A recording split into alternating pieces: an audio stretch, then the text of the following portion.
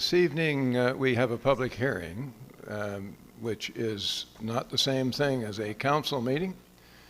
And we do our public hearings prior to opening our council session. So it's a bit different in that the people around this table, the purpose for their presence during a public hearing is to listen to the presentation from staff on what the application is about and the enabling provisions that have to do with it, and then an opportunity for clarification questions from council, just clarification, and then an opportunity for the public to give input if they are interested in any particular application. And then, of course, there's always the opportunity for the applicant themselves to present as well. So before I begin the procedure, I just want to point out a few things. This mic directly in front of me on the pedestal, that pedestal, if you reach down underneath on the right-hand side, that whole desk goes up and down if you want to suit it to your height. And that microphone will be on. So when you come up to speak, we'll simply ask that you identify yourselves and your place of residence for the record. And we'd be happy to hear from anyone who wishes to speak. So I will formally now open the public hearing, and I will ask those present at this table to please indicate for the record their presence. Now, please. And you'll notice on these screens that when we do something electronically, it takes about 10 seconds for that vote, if it's a vote, to come through. This is simply indicating who is present and who is not. Do we have IT still around? This, I wonder if we can get this monitor here working. That's possible. But I'll proceed in any event. It's just that I have to look this way to see who's present and who's not. So all of the councillors that are present here right now are the people that will be able to vote at the subsequent council meeting regarding the application we're about to hear about. Because if a councillor is not present during the presentation and the comments from the public on a particular item, then they're not entitled to vote on that at the time that it comes to the table. And now I'm hearing doors close, and that probably indicates that we're going to fill the oh, no, that's IT coming in. Thank you. You are here. Okay. All right. Occasionally, we don't get to our buttons in time, so we have to look around and make sure that everybody has either voted or indicated their presence. So it's not necessary that, it would be good, though, if we could have this perfect. Thank you. So you'll notice Councillor Harding has just indicated his presence, so Deputy Mayor Lutz and Councillor Davison are not here with us at the present time. If they get in time to hear the comments from the public, that will be sufficient because they have already heard and read in the materials about the application itself. So I'm calling the public hearing to order, and the first item has to do with an application to discharge an existing development agreement and to rezone a portion of the property located at 2809 Lovett Road, Coldbrook. And Ms. Jacob from our planning department is here to present for us. And Ms. Jacob, I'll get your light on. There you go. When you're ready, please. Thank you, Mr. Mayor. So this is an application to discharge an existing development agreement and to rezone a portion of the property located at 2809 Lovett Road, Coldbrook. That red circle shows the approximate location of the property within the growth center of Coldbrook. And we have the zoning map here. The property is split zone. So as we can see here, this portion of the property is within the R2 zone, which is the residential 1 and 2 unit zone. and the remainder portion of the property, which is towards Cornwallis River, which is over here, is within the environmental constraint O1 zone. So this application is to specifically rezone this portion within the R2 zone into the residential mixed density R3 zone in order to permit additional residential units on this proposed portion.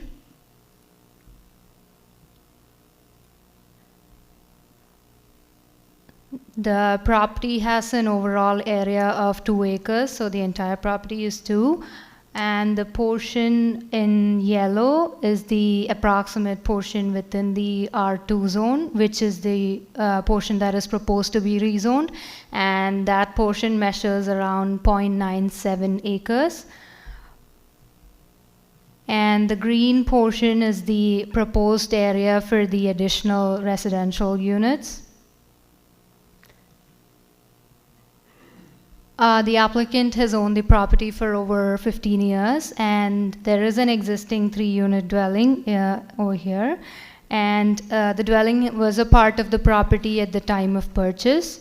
3-unit dwellings were not permitted as of right within the underlying zoning, which was the R2 zone, and it is still not permitted within the R2 zone. So in 2018, the applicant entered into a development agreement with the municipality to legalize the dwelling. A rezoning options were considered during the time, but the policies applicable at the time did not permit rezoning to the R3 or the R4 within Coldbrook. In order to permit the proposed additional units, the DA will have to be discharged, and the property will have to be rezoned to the residential mixed density R3 zone. The rezoning will also make the 3-unit dwelling permitted use, but it will be a non-conforming use because it wouldn't meet the setback requirements of the zone.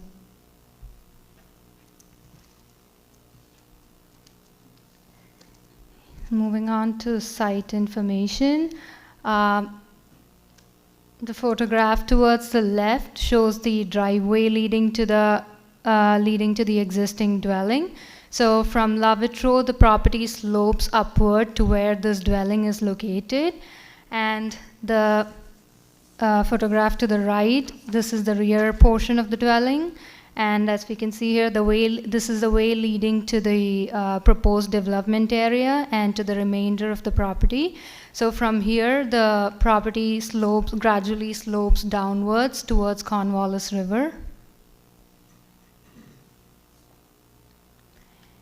And this image is the proposed area for the additional units. Regarding the neighborhood, so got a map here. So this is the subject property, and these properties towards the west and towards the east are mostly developed with 1-unit dwellings. And this here is a group. These here are group dwellings. And we have a few commercial establishments over here. And here there is a recreational use, which is a campsite. And there is also a mini golf course, which is currently not operational. So moving on to, so this image is the property over here in green, marked in green, which is a residential dwelling to the west. And this is a part of the group dwelling, which is marked in yellow to the east of the subject property. And this here is the adjacent property, again to the east over here, which is a residential dwelling as well. Public information meeting was not required for this application because it is to rezone a portion of the property measuring less than an acre. Notification letters were sent to 23 property owners within 500-foot radius of the subject properties. Staff received a few calls and emails from the neighbors. One of the neighbors believed that the application would open the door to more rezonings in the area. And we got another call from a neighbor who expressed concerns regarding increased density and loss of privacy. And the tenant residing on the property also mentioned that they were not notified about the application and had questions regarding driveway and the increased traffic volume as a result of the proposed units. We also received another email with a comprehensive bunch of questions regarding construction, safety, noises, sewage, water, garbage, streetlights, snow removal, and property values. Moving on to the policy review, policy 5.3.3 criteria A is what enables this rezoning, and the policy states, consider amendments to any one of the zoning maps of the land use bylaw, provided the application is for a specific development and is to rezone land to another zone enabled within the same designation unless the zone change is specifically prohibited within the strategy. So policy 3.1.3 lists the various zones that are enabled within the residential designation, and criteria A of the policy states all zones listed in policy 3.1.2 above. We don't have the policy on this slide, but both the residential 1 and 2 unit, which is the current zoning of the property, and the proposed residential mixed density R3 zones are listed within policy 3.1.2. So council is able to consider this rezoning.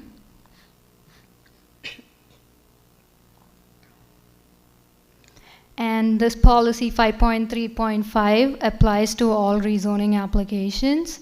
The policy states, consider in relation to all applications to rezone land, criteria A, the applicable zone placement policies, including any specific policy criteria for applying the proposed zone set out within the strategy. So this is the zone placement policy for the proposed R3 zone, which states lands located in this zone are intended to provide a transition between areas of low and high density or on properties that would benefit from flexible development options, including a diversity of building forms. This zone is intended to include residential units in a variety of building types at a density consistent with the residential 1 unit and residential 2 unit zones. So regarding the first part of the policy about transition between areas of low and high density, this is the zoning within the area, and this here is the subject property which is within the residential 1 and 2 unit zone R2, which is shown in pink on this map. The neighboring zones, we have the general commercial C1 zone, which has a few commercial establishments there, and we also have the heavy industrial, which is in gray towards here, and there is also the commercial recreation zone, which is in green, which has an existing campsite and also a mini golf course.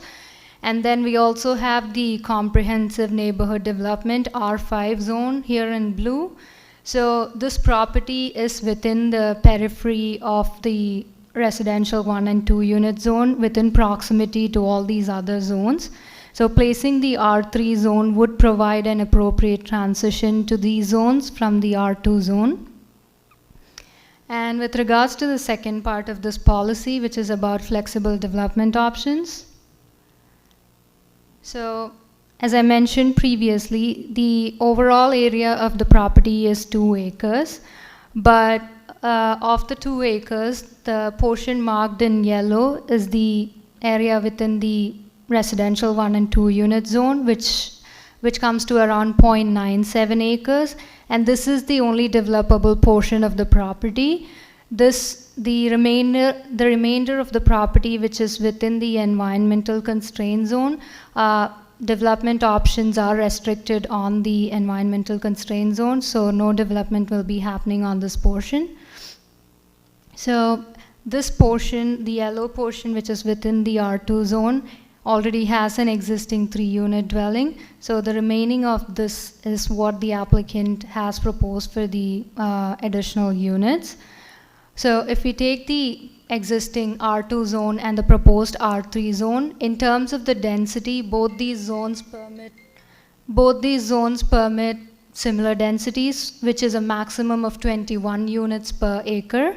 The only difference between the zones is that the R2 zone permits limited residential uses when compared to the R3 zone, and this limitation might further restrict development possibilities within this yellow portion. So rezoning might help broaden the types of housing forms that could be developed on this portion, which allows for flexibility and better utilization of the portion. Moving on to criteria B, the impact of both the specific development proposal and of other possible uses permitted in the proposed zone. So with regards to the impact, the R2 and the R3 zones permit the same types of non-residential uses. In terms of the residential uses, so these are the uses, residential uses permitted in the R2 zone, which is group dwellings, 1-unit dwellings, semi-detached dwellings, and 2-unit dwellings. The proposed zone, the R3 zone, permits all these uses permitted within the R2, as well as 4 additional uses, which is existing mini home parks, multi-unit dwellings, residential facilities, and townhouses, of which the only possible options that would be probably developed on this property would be multi-unit dwellings or townhouses. But with townhouses, you will again have to subdivide the property and provide a road and other extra things for it to be possible. So the only option, extra option that we are probably permitting through this rezoning is a multi-unit dwelling.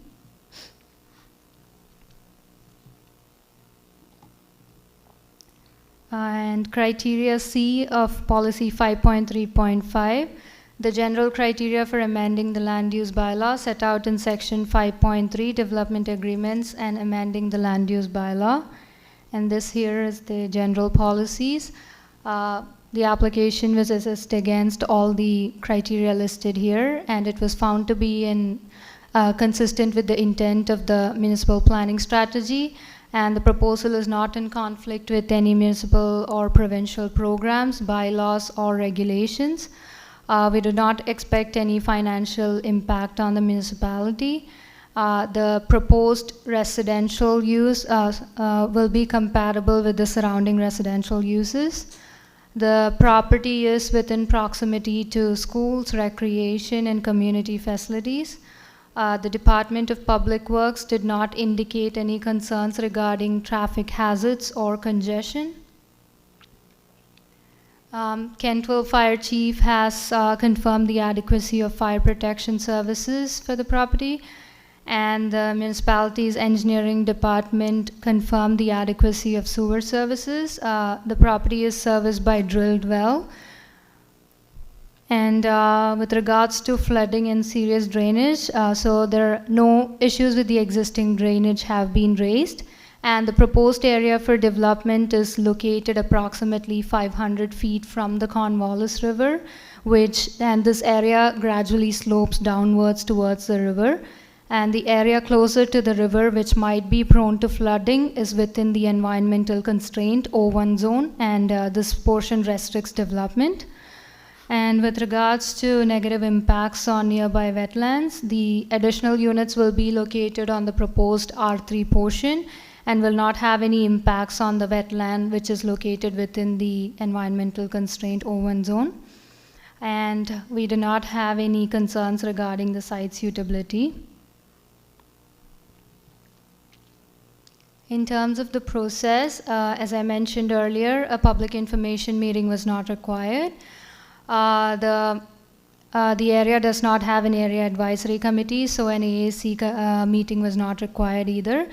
The application was presented to the Planning Advisory Committee on the 7th of May, and Planning Advisory Committee forwarded a positive recommendation to the Council. Council gave a first reading to the application on the 4th of June, and we are currently at the public hearing. Properties within 500 feet were notified about the hearing, and it was also advertised in the local newspaper. Soon after this public hearing, the application will go on to a second reading with the council, at which point a decision will be made. And soon after that, it will move on to a 14-day appeal period. That concludes my presentation, and I pass it back to the chair. Thank you, Ms. Jacob. Are there any questions of clarification that any councillor wishes of Ms. Jacob? There are a couple, Ms. Jacob, if you'd first take the question of clarification from Councillor Granger.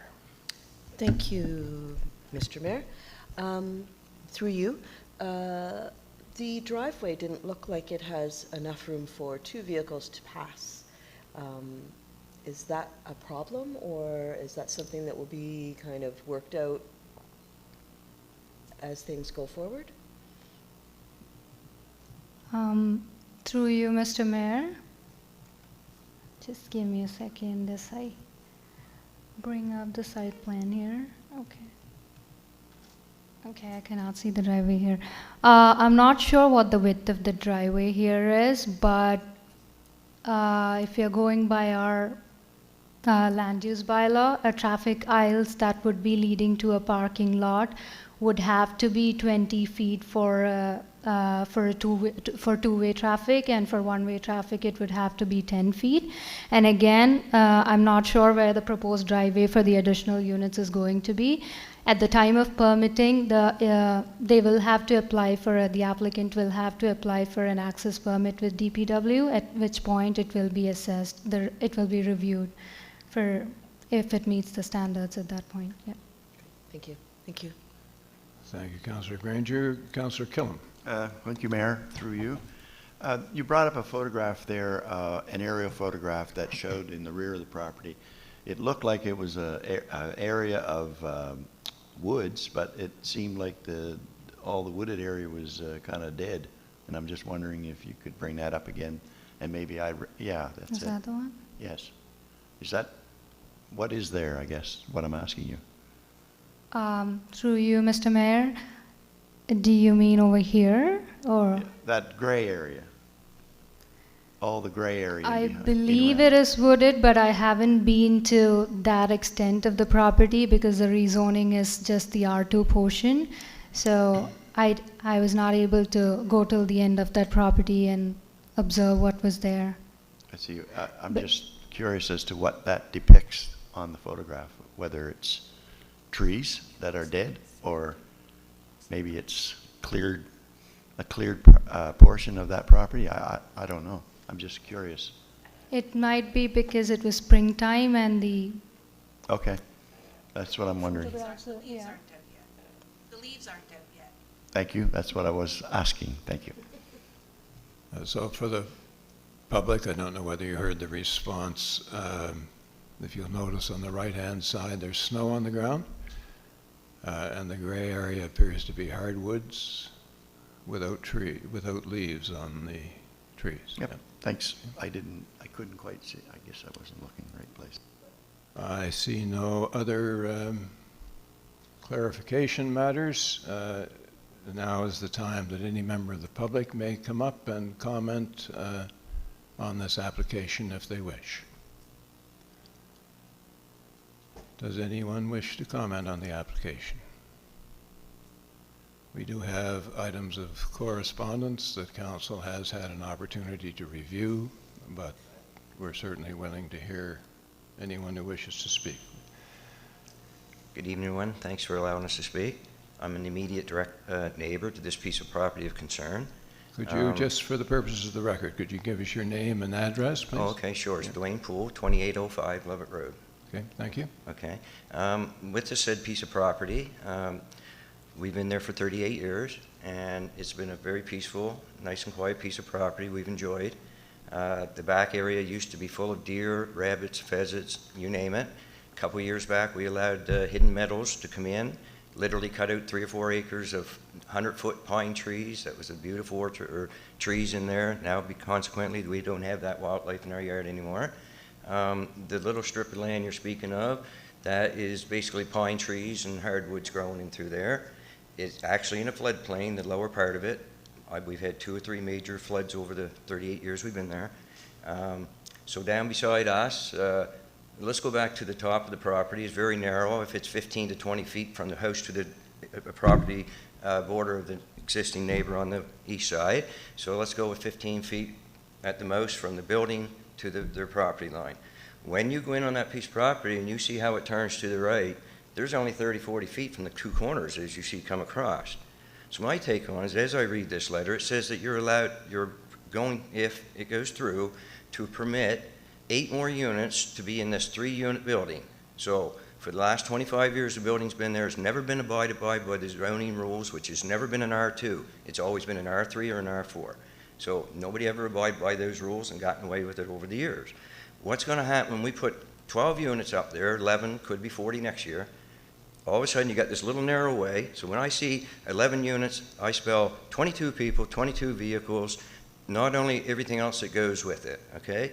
We got scenery things that are happening. We got all kinds of neighbors who live in here in single bungalow houses that are family-oriented houses. We're not apartment people, big buildings all on top of us, which is what we have.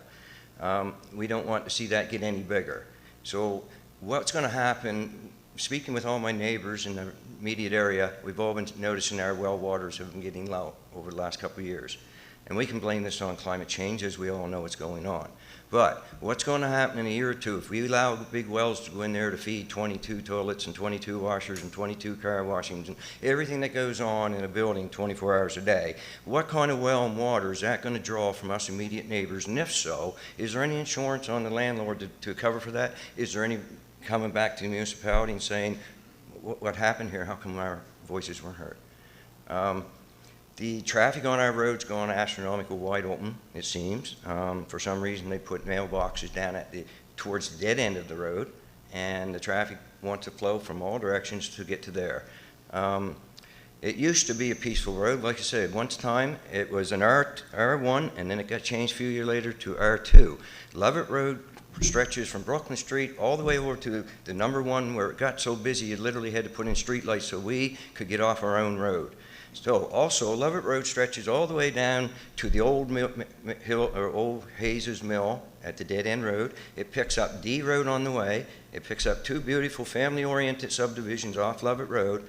This is what we are. We're a family-oriented residential road. We don't want to start pounding all these big apartment buildings, increasing the traffic flow. It's hard enough to get things done now. So if we open up the floodgates to allow this to go through for this one particular, then the next 4 or 5 are going to be wide open, free to go. What's going to happen to the next big houses down the road that now all of a sudden, well, that house is 35 feet high, it's got enough land, let's pound 60 units into this guy. And then one down the road, 600 feet, that one. My further question is this. When I received the letter, I got special kind of thing because I live within 500 feet of the rezoning property. Lovett Road is made up of, so if here's that, people 500 feet this way, 500 that way, exactly 1,000 feet is what you have to say, for these people have to say.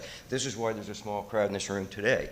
Lovett Road stretches how many 1,000-foot increments from Brooklyn Street all the way over to the number 1, including the other areas of the Lovett Road I'd mentioned. We found that Lovett Road has become an interconnecting road now from Brooklyn Street, the mountain, all the way into Coldbrook, and it's literally a Mario Andretti raceway. And it's just, the traffic's crazy. Come out in our backyard and listen to this Shaw gravel pit running 24/7. All we hear is bulldozers going and backup beepers steady. The trucks bang the lid so loud you got to duck down and you think you're being shot at. That's our backyard. Go to our front yard. If you want to sit up there and listen to motorcycles sitting at the street light, listen to the big trucks coming down over English Mountain with Jake brakes just hammering like you wouldn't believe. There's no privacy in our front yard. There's no privacy in our backyard. There's nothing but noise pollution. We can't just keep creating and allowing this to continue to happen and keep imposing more traffic and more flow on a residential road that we now have. What am I forgetting, Bob? All of our privacy, all of our neighbors' privacy. We're speaking about our privacy, yeah, and his. Our property value. We submitted letters, a bunch of us, and there's a couple of them that couldn't be here today. They're in Cape Breton, they're on vacation. Of course, a long weekend, family are away on vacation, they can't be here. They submitted letters. Are the letters going to be read of their concerns? It's their written voice, not their verbal voice. But are those letters all going to be read here so we can all understand what some of the other neighbors are saying, dealing with, and what we do not want to go through? So, the snow removal's been crazy on our road. There's times it's been handed over to, what do we call it, a second party guy. and you call steady, all the neighbors do, to get you might get it done 2 o'clock in the afternoon. We on our residential street, we all put our garbage bins away. We'd like to see 1 garbage bin put away at every house, not 10, 12. So basically, we understand that we need housing. I think everybody in this room will agree with you 100% that housing is important and that we need it. We also don't want to keep taking away other people's privacies and the value of their lands. So with my property, if he puts in a couple $1 million building in amongst our properties, what's that going to do to my taxes, which I've noticed has gone up big time the last 2 or 3 years? Nothing's going to get improved for me, but I'll guarantee my property taxes will be increased. You know, are these different things that have been thought of, or are we just saying the municipality's all happy because we're going to reap the benefits of the tax flows for the properties, and the landlord's happy because he's paid in his wallet? He doesn't live there. He lives on the mountain somewhere with a beautiful view of woods all around him. We live there. We see what's going on Friday and Saturday nights. All weekends, there could be all kinds of shenanigans, different things taking place. We just don't want it to get any bigger or any more. 4 years ago or 5 years ago, whatever it was, a rezoning come in for an R3. So I called a Mark guy who worked at the municipality. We had a good conversation, but before the conversation was done, he led me to believe that an R1 is an R1, R2 is a duplex, R3 is a triplex, and R4 would be the quadplex. Before I was done, I only learned here lately, after that got put through, that means it could be a 3-unit to a 30-unit, jammed in on a little straight, narrow piece of property, overtaking everybody's privacy. We will have all lost our privacy if you allow more and more to keep going on. There's a young couple right next door, just got the new baby girl. They're just starting their family. They got a play center put in there. Everybody and everything is looking right directly down on the privacy of that young family starting out, not to mention my privacy. Here's my son taking over my house to raise his family. His fiance's here with him. What's he going to have in the future for his children, people looking in on us? Maybe I'm saying too much. But what I am is asking is that you consider that some of us have legitimate concerns. We have nothing against anybody wanting to build, anybody wanting to continue. There's lots of, as a municipality or county, what I would do is I'd go to Justin Trudeau and say, look, you have pounded our country with influx of people. They're in every community, they're everywhere. Our hospitals are getting overburdened, our schools are getting overburdened, even our stoplights and their roads are getting overburdened. So, I mean, at what point, so get back to my story because I forgot. Let's go to the agriculture minister and let's say, Annapolis Valley has all kinds of farmland, and some of it's old orchards, and some of it's this and that. Why don't we, as a municipality, go to the Department of Environment minister and let him go to Justin and say, let's go a little more lenient on some of these lands that aren't being used and aren't growing carrots and potatoes. Let's open up a one-level compounds where you can have bus stops at the top, and you can have community mailboxes, and you can have them within the zone of hospitals and within the schools and with shopping malls. All this area, all that should be in consideration of where we place all these multi-building units. I'm also being told it's going to be a low rental building. So in 10 years down the road, he owns it, and then who knows what happens after that. Do you all know what low rental happens and what goes on and what you see for junk cars and chained dogs and various things go on? I'm not beating anybody up. I'm just trying to say we need to go further into looking at our concerns and not to be just passing something through that's going to be a bigger issue down the road for Lovett Road and the residents of Lovett Road. Okay, thanks a lot. Appreciate it. All right, sir. Thank you for your comments. Okay, thank you. As I said earlier, our purpose here at this table is to hear from you, not to debate with you. But we want to hear from everyone who wishes to speak to the application before we're called upon to make a decision later. Does anyone else have anything to present concerning this application? Yes, sir.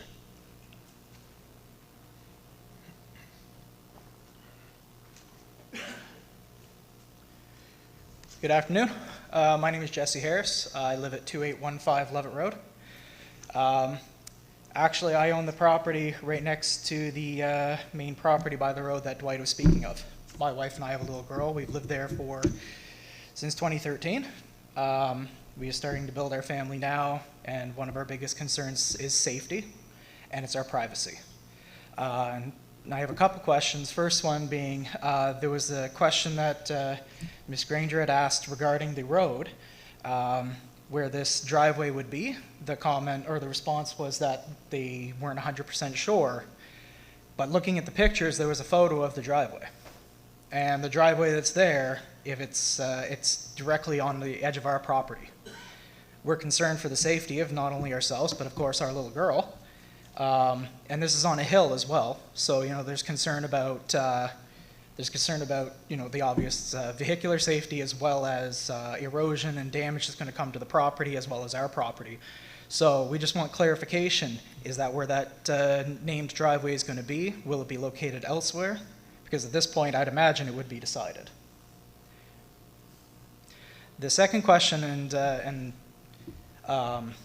that Dwight had mentioned, was around the property taxes, because it stated earlier in the presentation, it said no impact on, or no financial impact on the municipality.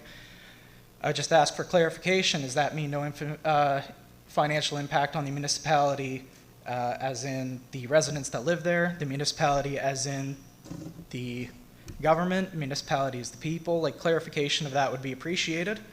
As you know, property taxes are expensive. They're only going to get more expensive. And if you're stating right now that there's no financial impact, and down the road that a financial impact starts hitting us, well, it'd be nice to know ahead of time. And finally, if there is financial impact to the people of Lovett Road in that area, is that only going to be within the 500 feet that they discussed that we have a say, or is that going to expand out beyond that? Is that going to affect people beyond the 500 feet who don't have a say today?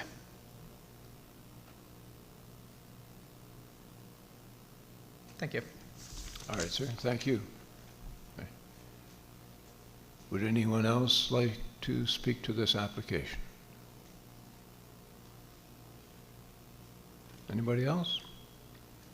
If not, I'll declare the public hearing on this application to be closed, and we'll move on to the second public hearing, which is an application to rezone 543 Windsor Street, Kingston, from residential 1 R1 zone to residential 1 and 2 R2 zone, and that will be presented by Ms. Mosier. Will it, Ms. Mosier? It actually says Ms. Bowman in front of my agenda. This is Ms. Bowman's file, but she is on a very well-deserved vacation right now, so Okay. I thought I'd cover Happy to it have you here. for her. So as the mayor said, this is an application to rezone the property at 543 Windsor Street in Kingston from the residential 1 unit or R1 zone to the residential 1 and 2 unit or R2 zone to facilitate the development of a duplex, or a 2-unit dwelling rather. When you do someone else's presentation, you got to get your bearings, sorry. So this application is to rezone the subject site, which we see on the map above, at the corner of Spring Garden Road and Windsor Street, which is just off Bridge Street in the community of Kingston. I did receive an application from Mbrook Investments for this rezoning.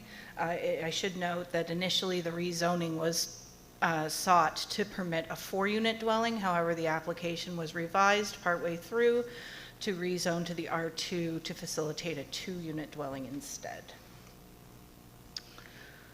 The approximate location of the subject property is shown in the red circle with a very large red arrow pointed at the community of Kingston. This is an aerial photograph of the surrounding area. As you can see, the area is currently developed with what appear to be 1-unit dwellings. It is the R1 zone, so there's no reason to believe that most of them are not 1-unit dwellings. The subject property is outlined in red. It has an approximate lot area of 9,425 square feet and is currently vacant. There had been a dwelling on the property previously, however, this was demolished in 2014. There's approximately 98 feet of frontage along Windsor Street and 96 feet of frontage on Spring Garden Road, so almost a perfect square. This is an established residential area, and it is on the periphery of the Kingston Growth Center. The land to the south is located within the environmental constraints or O1 zone, similar to our last application, and cannot be developed further. The Village of Kingston provides sewer services to the property, and water is provided through private wells. As previously mentioned, the property is within the R1 or residential 1-unit zone.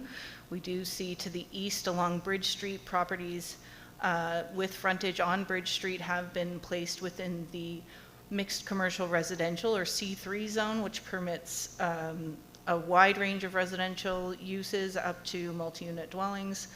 However, the total number of units, as always, is limited by the size of the lot. We do see to the south the O1 zone, which is indicative of the floodplain that was described in the previous slide. When we look to options for rezonings, we check the designation on the property to ensure that to seek policy direction on what options are available. So we do see that the subject property is in the residential designation, as are most of the properties surrounding it, with the exception of the properties that do front on Bridge Street, which are in the commercial designation. So we have some more snowy photos for you. Maybe a bit of a relief from the heat outside, but I might be in the minority there. So we do see the subject property from Spring Garden Road. We see a fairly sizable tree there, and we do see that the property is vacant. This is looking northeast from the corner of Spring Garden Road and Windsor Street. And then this is looking northwest from the southeast corner of the property. So again, it is vacant, it's very flat, without a whole lot of vegetation. So a public information meeting was not required because the application concerns a land use bylaw map amendment for a property that is less than an acre in size. Notification letters were sent to 57 property owners within a 500-foot radius of the subject property, advising them of the rezoning. We did receive several phone calls from the public, of which the primary concern was related to potential impacts on surrounding wells in terms of the water usage. However, these calls came in when the application concerned a 4-unit dwelling. Staff did do some investigation with the Department of Environment, however, to investigate these concerns, and it was determined that most of the surrounding wells are what are known as sandpoint wells, which are generally fairly shallow and rely on surface water, so they rely on rain to be filled. This type of well is no longer permitted to be dug in the province of Nova Scotia in accordance with provincial guidelines, and the applicant has indicated that he would be drilling a well. So the source of water would be a different aquifer than that is relied on by the surrounding properties, and so staff do not expect any negative impact on the existing sandpoint wells in the neighborhood. When we look to our policy review, this should be fairly familiar. Policy 5.3.3 enables council to consider rezonings from one zone enabled within a designation to another zone enabled in the designation. Both the R1 and R2 zone are enabled within the residential designation, as we saw this property is located in previously. So this application can be considered.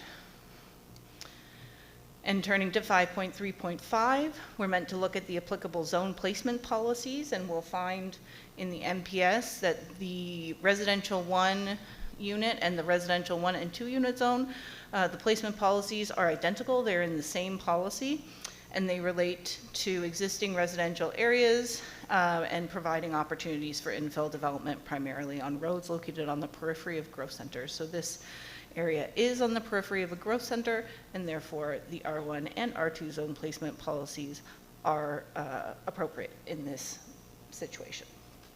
We're also meant to look at the other potential uses that could be developed on the property with this change, and we see that the permitted uses are very similar in the R1 and R2 zone, with the exception being that the R2 zone permits 2-unit dwellings as well as semi-detached dwellings and grouped dwellings. The non-residential uses are identical in both zones, and so staff are confident that both sets of permitted uses are appropriate for this property. We also need to look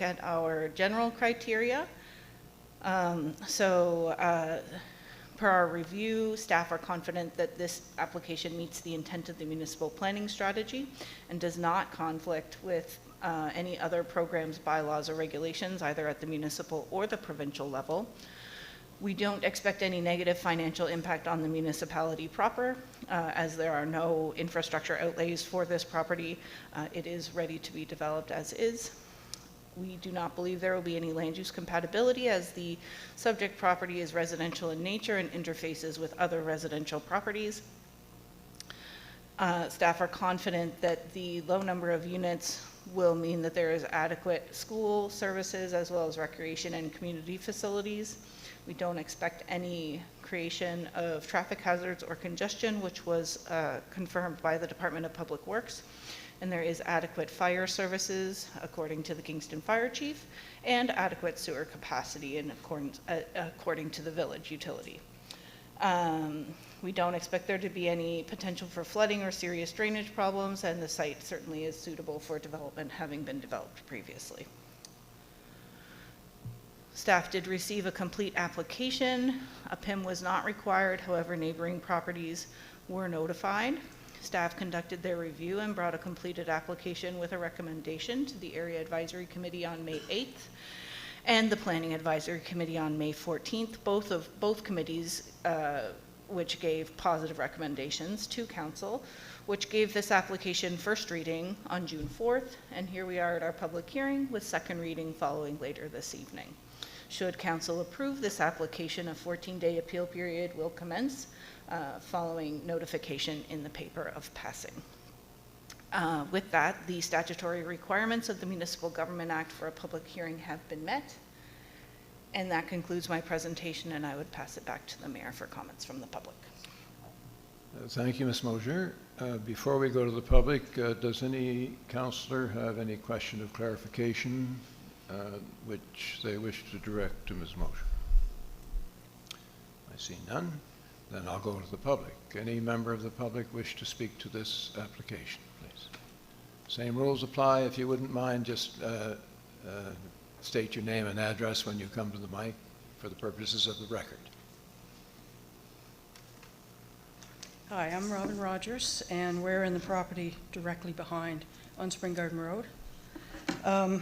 I don't know if this applies to what's happening tonight, but our concern is whether it's going to be a one-story or two-story, because the property is quite tiny, and if it's a two-story, then it's going to look directly over our backyard. We're curious as to how many bedrooms each unit would have. Yeah, and where the driveway would be. Would it be coming in on Windsor Street or Spring Garden Road? Because that will affect us. It could be potentially right. The property line is right on our driveway, so we could have a big driveway. Yeah, that's pretty much it. What about the trees on Yeah. the property is the other thing. There's a huge maple tree on the property, which is habitat for a lot of birds. And to me, that's important, being a nature lover. And I guess that's our concern is how many people are going to move into this two-unit building overlooking us. And is it going to be two stories or one Yeah, story? yeah, That's the big yeah. thing, privacy. Yeah. It's always about privacy. That's it. All right. Thank you. Thank you for your comments. Would anyone else like to speak to this application, please?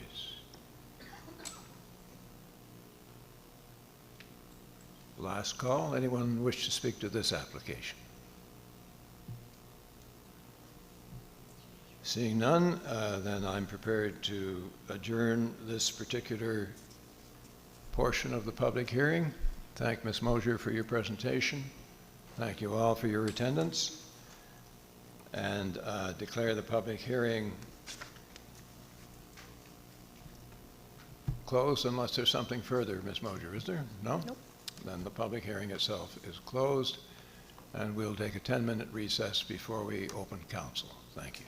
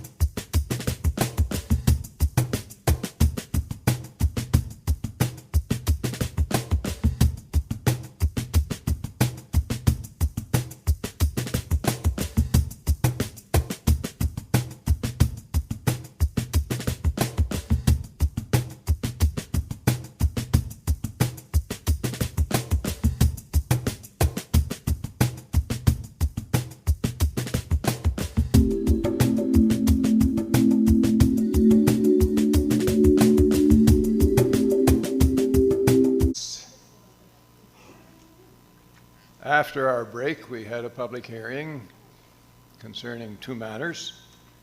And now we're moving into the session of council for Tuesday, July the 2nd, and I'll call the meeting to order. We begin each meeting with a roll call electronically for the purposes of the record. Could we do that now, please?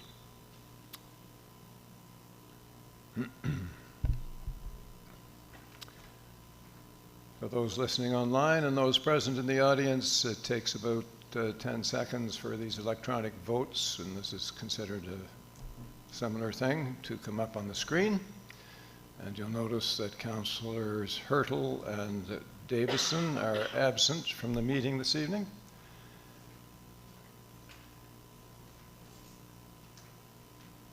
Anything arising from that that spurs anybody to action? No? Then we'll move to item 2 on the agenda, approval of the agenda. You've all had an opportunity to review the agenda. If there are no errors or omissions or anything else that's concerning to you, I'll look for a motion to approve the agenda. Moved by Councillor Granger, seconded by Councillor Meisner, Councillor Burgess. Keep getting things wrong. Any discussion, any debate on the motion? Seeing none, all in favor or otherwise, please vote now. And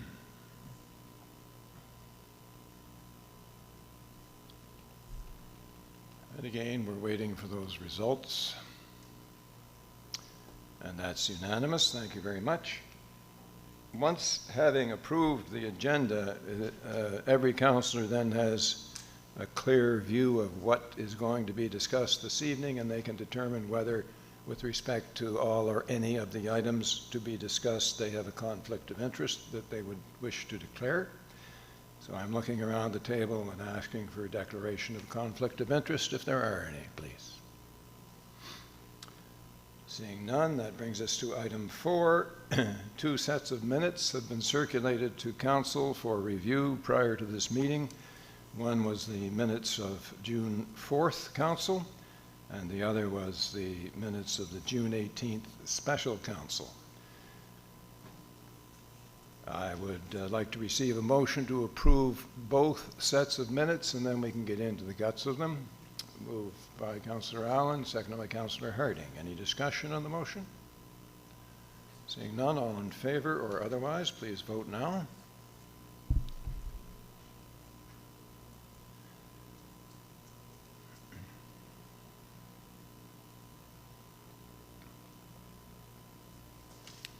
The motion is unanimously approved.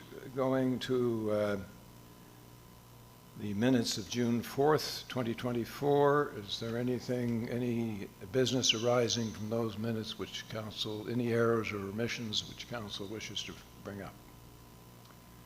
Seeing none, then I'll refer to the same questions regarding the minutes of the special council meeting of July the 18th.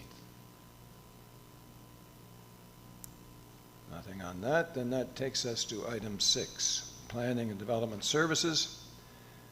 The application to discharge a development agreement from property, excuse my voice, 2214 Gasborough River Road, Avonport.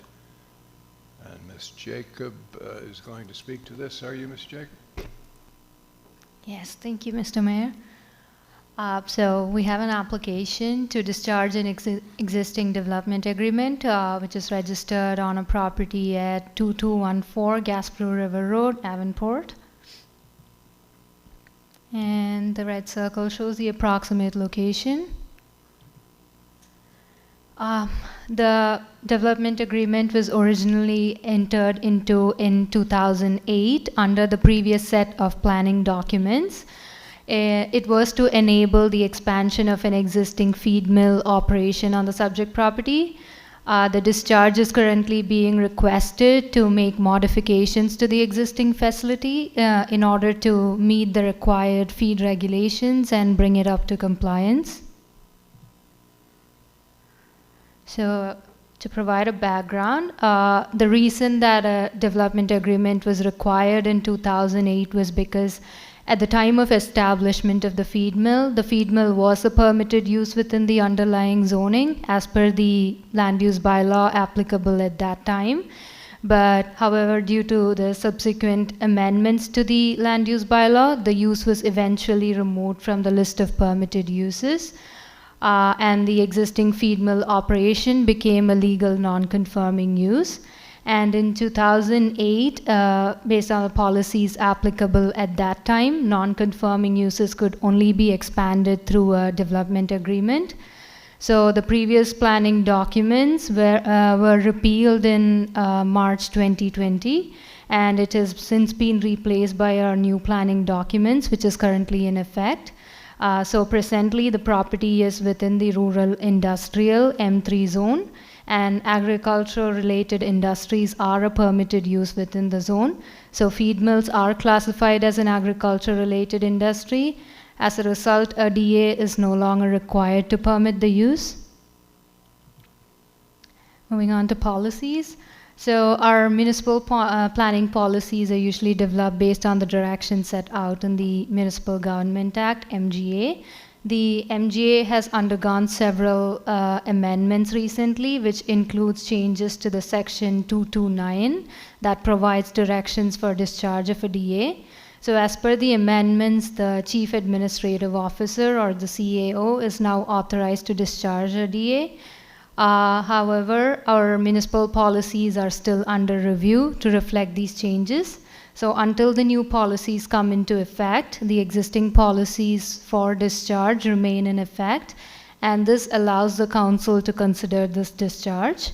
So this on the slide, we have the section from the DA relating to the discharge, which states, the developer shall not vary or change the use of the property except as provided for in the development agreement, unless a new development agreement is entered into with the municipality or the development agreement is amended or discharged. So it is the property owner who is requesting this discharge in order to make changes to the existing feed mill. So once the DA is discharged, the requirements of the underlying M3 zoning will apply to the property.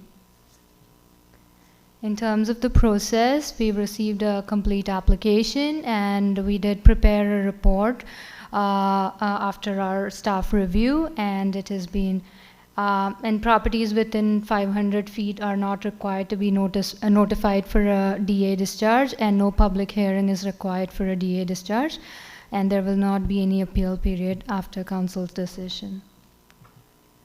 And that is the potential motion recommended by staff. With that, Thank you, I Ms. pass it back Jacob. to Chair.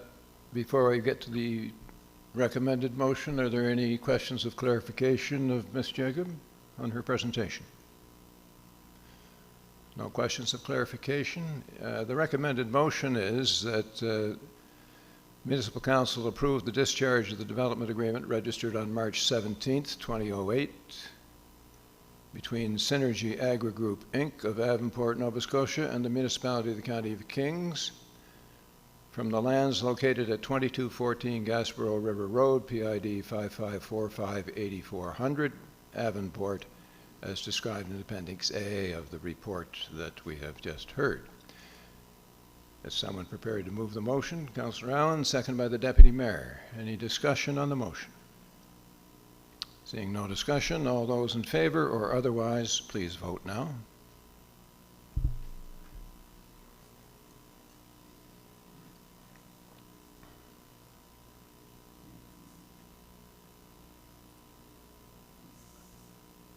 That's unanimously passed. Thank you. Moving on to item 7, the Planning Advisory Committee recommendations of May 14th. I'm going to go to the Chair of Planning Advisory Committee, Councillor Armstrong, to read those recommendations. Councillor Armstrong? I was just waiting for it to come up on the Oh. screen. I don't have it right in front of me on my agenda. Oh, that's it. Okay, That's it? sorry. Okay. The Municipal Council gives second reading to the application to rezone a portion of the property located at 2809 Lovett Road, PID 55159925, Coldbrook, from the residential 1 and 2 unit R2 zone to the residential mixed-density R3 zone as described in Appendix E of the report dated May 14, 2024. I so move. Thank you. Do we have a seconder to the motion? Is there a seconder for the motion? Seconded by Councillor Granger. Discussion on the motion? Councillor Burgess? Yeah, from hearing from the community around this application, I have a lot of questions about what exactly this looks like and how it is going to specifically change the area. And I don't feel like we have all of those answers this evening, so I would like to move to table this motion until we can get further clarification on what that looks like in terms of what it could mean for the neighbors, other than just a zoning change, what the planning is for that area. So I would like to move that we table this motion for this evening until we have further information from staff. Would you consent to my hearing from the rest of the lights on the board Yeah, before? absolutely, And then yes. I'll come back to you for Yes. your motion? Thank you. Councillor Armstrong? I'm sort of echoing what Councillor Burgess said. I'm curious to know, and I know these are questions that I probably should have asked of staff, but what the configuration looks like, what can be built on it. I know that we do planning, but part of that planning is to determine what can fit on an R3 lot. Are we looking at 2-story? What kind of setbacks are we looking at, and that type of thing? And those are questions that I'd like to have answers to before I make a decision. So when you're ready, I'll second her motion. Thank you, Councillor. Deputy Mayor Lutz? Yeah, thank you, Mayor, through you. I'm of the same mind that there's a lot of, this seems like a really complicated property, particularly the piece with the gravel pit in the back, which I always knew was there, but as I look at Google Maps and satellite images as we go through these applications, sometimes I'm caught by surprise, and the size of that pit is enormous, and so I can understand the impact it must have on the folks living there, and we have to take some of these things into consideration when doing these things. And I also wanted to say too that the vision statement of Kings County is that we're a community of communities where all people belong, and I do believe that welcoming newcomers into our community is extremely important and valuable. And I just wanted to put that on the record, that as folks come to our beautiful county, that they're welcome here, and that we do need to find housing solutions as our population grows. And we do that in a responsible manner each time we make our decisions. Thank you. Thank you, Deputy Mayor. Councillor Allen? Thank you, Mayor. After hearing the concerns of the public here tonight, I'm in favor of delaying this to obtain more information about the structure itself, what it will look like. So thank you. Thank you. Councillor Killam?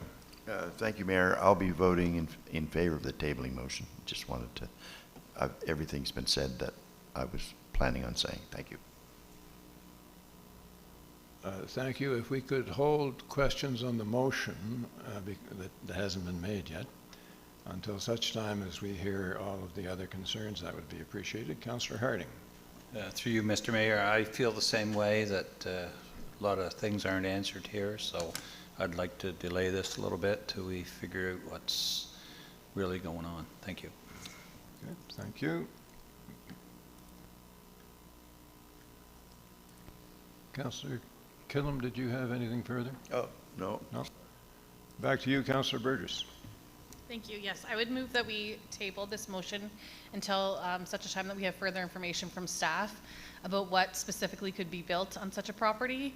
If that is of thinking of other people, I would like to move that we table this until we have further information from staff. Okay, do I have a seconder for the motion? Seconded by Councillor Allen. Any discussion? Deputy Mayor? Is there discussion on a tabling motion? Yes. There is. Oh, the question was, is there discussion? Is there discussion on a motion to table? No, I stand corrected. I'm calling myself out of order. Well, I've been chastised. So I'll call for the vote, yea or nay, on the motion to table, please. Please vote now.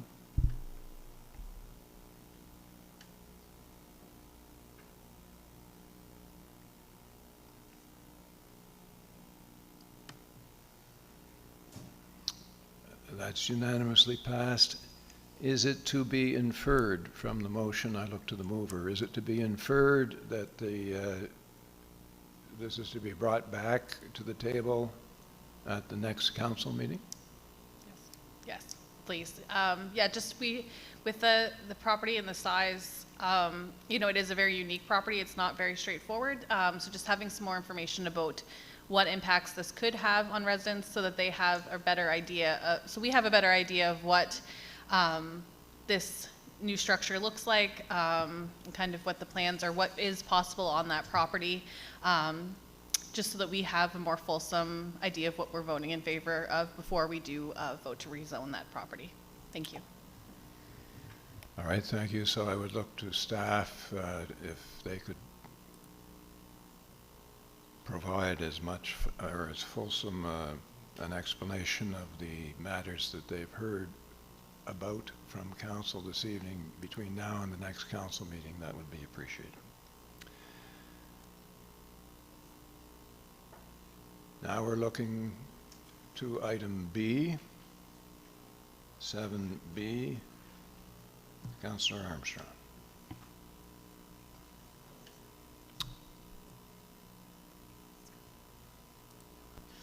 Thank you.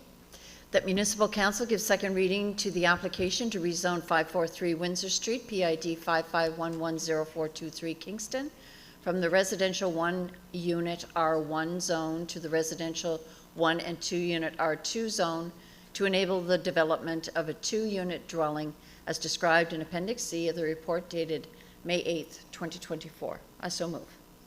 Thank you. Do we have a seconder? Seconded by Councillor Allen. Discussion on the motion, please. No councillor wishes to have further discussion on that motion.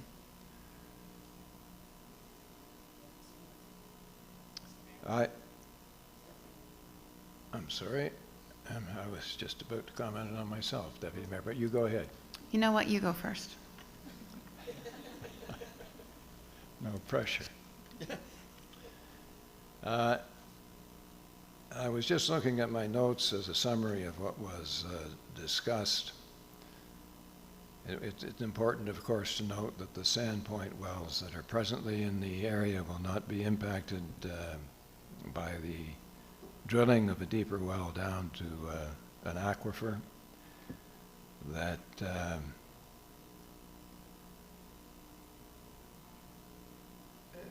this is plucking one lot from an R1 zone and making it R2, and the question that comes to my mind on that is whether or not that is likely to be replicated throughout other lots within the subdivision upon request.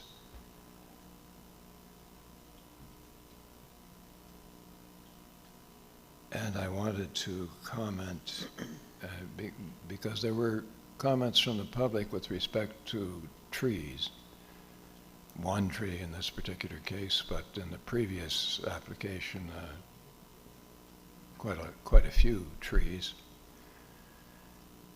Is that unfortunately or otherwise, the adage, if you want to control your neighbor's property, you really should buy it, applies. In other words, most subdivisions within our municipality were once forested lands. And as each subdivision grows out, it grows into another forested area. Unfortunately, we're losing trees.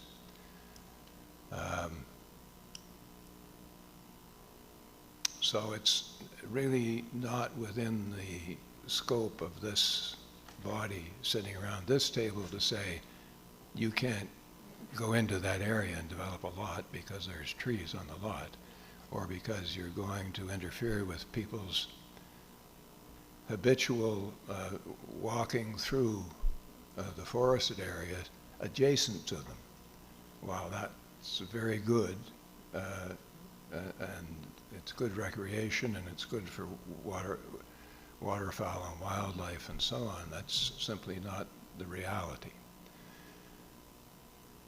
In this particular case, my only concern was the bit of the spot zoning approach, where one takes one lot within a subdivision of R1 areas and make it an R2 situation where you can create more units. On the other hand, R1 has changed quite a bit as well.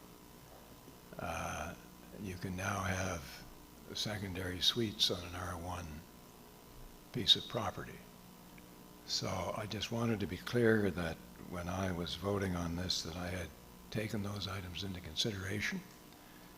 I will be voting in favor of the application, but I understand the concerns associated with changing the nature of subdivisions. And I would suggest to anyone who lives within a subdivision that they check their own deeds to see whether or not there are restrictive covenants contained within the deeds of all the other residents of the subdivision. And that is a contractual thing between the developer of the subdivision and you, and has nothing whatever to do with the county. We simply zone property and say, you can build such and such within this zone, but if you sign a contract saying you won't, or if the developer who sold you the lot has signed a contract saying no other lot will, then that's between you and the contractor. So, I'm sorry, Deputy Mayor, I took more time than I thought.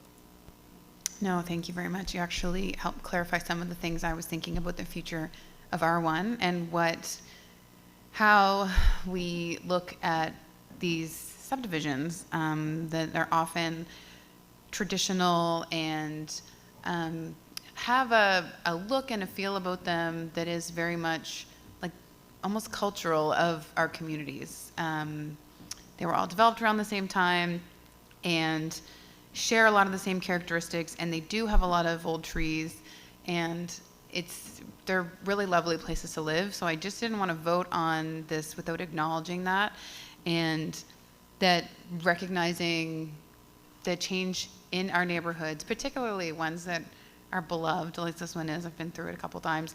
And yeah, I think you have to acknowledge that it is really tough when things change, and that of all the changes that can possibly be made, this is the most minimal and the least impactful, I think, on neighborhoods. So I just wanted to acknowledge that as well, that we've had other neighborhoods that are more recent and more recently zoned and more recently being developed that are facing a lot of difference within their communities, that there's more open space, that are getting way more density and way more people than they may have initially signed up for. So I think this feels like a nice addition to the neighborhood. I hope the tree stays. Long live the tree.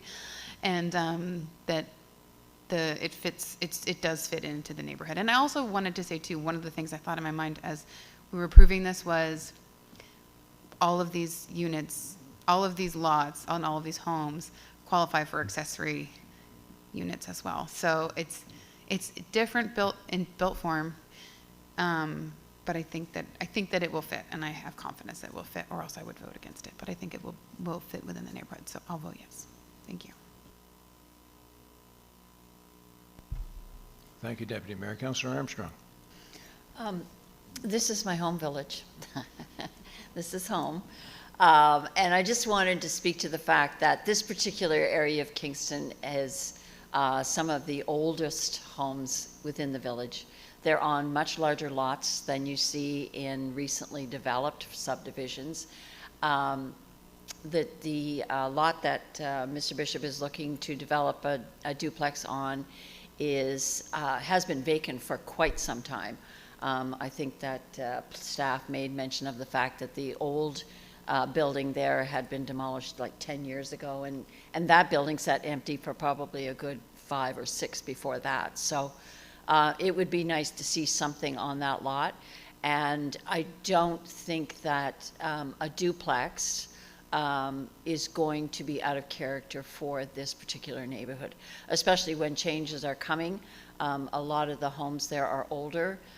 They may at some point over the next few years change hands, and there may be accessory dwellings or in-law suites or anything added to them. But it is surrounded. The end of Windsor Street is a golf course, so there's all kinds of green and all kinds of trees. And on the other side is the Kingston duck pond. So it's a very pastoral setting, and I'm in favor of putting a duplex there. I don't think it's out of character for the neighborhood. So thank you. Thank you, Councillor. Any other comments or debates on this particular motion? Seeing none, all those in favor or otherwise, please vote now.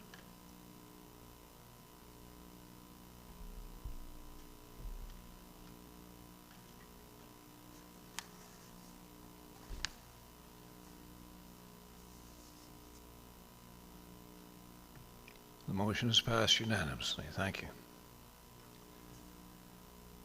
Do we have a date for the next public hearing, Councillor Armstrong?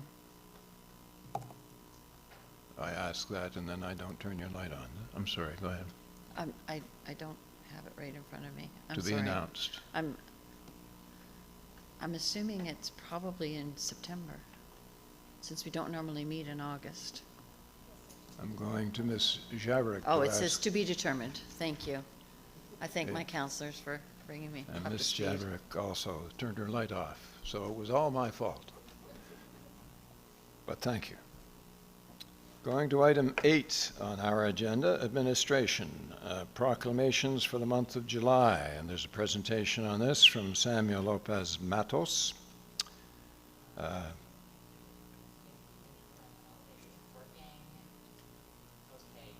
Working. Excellent.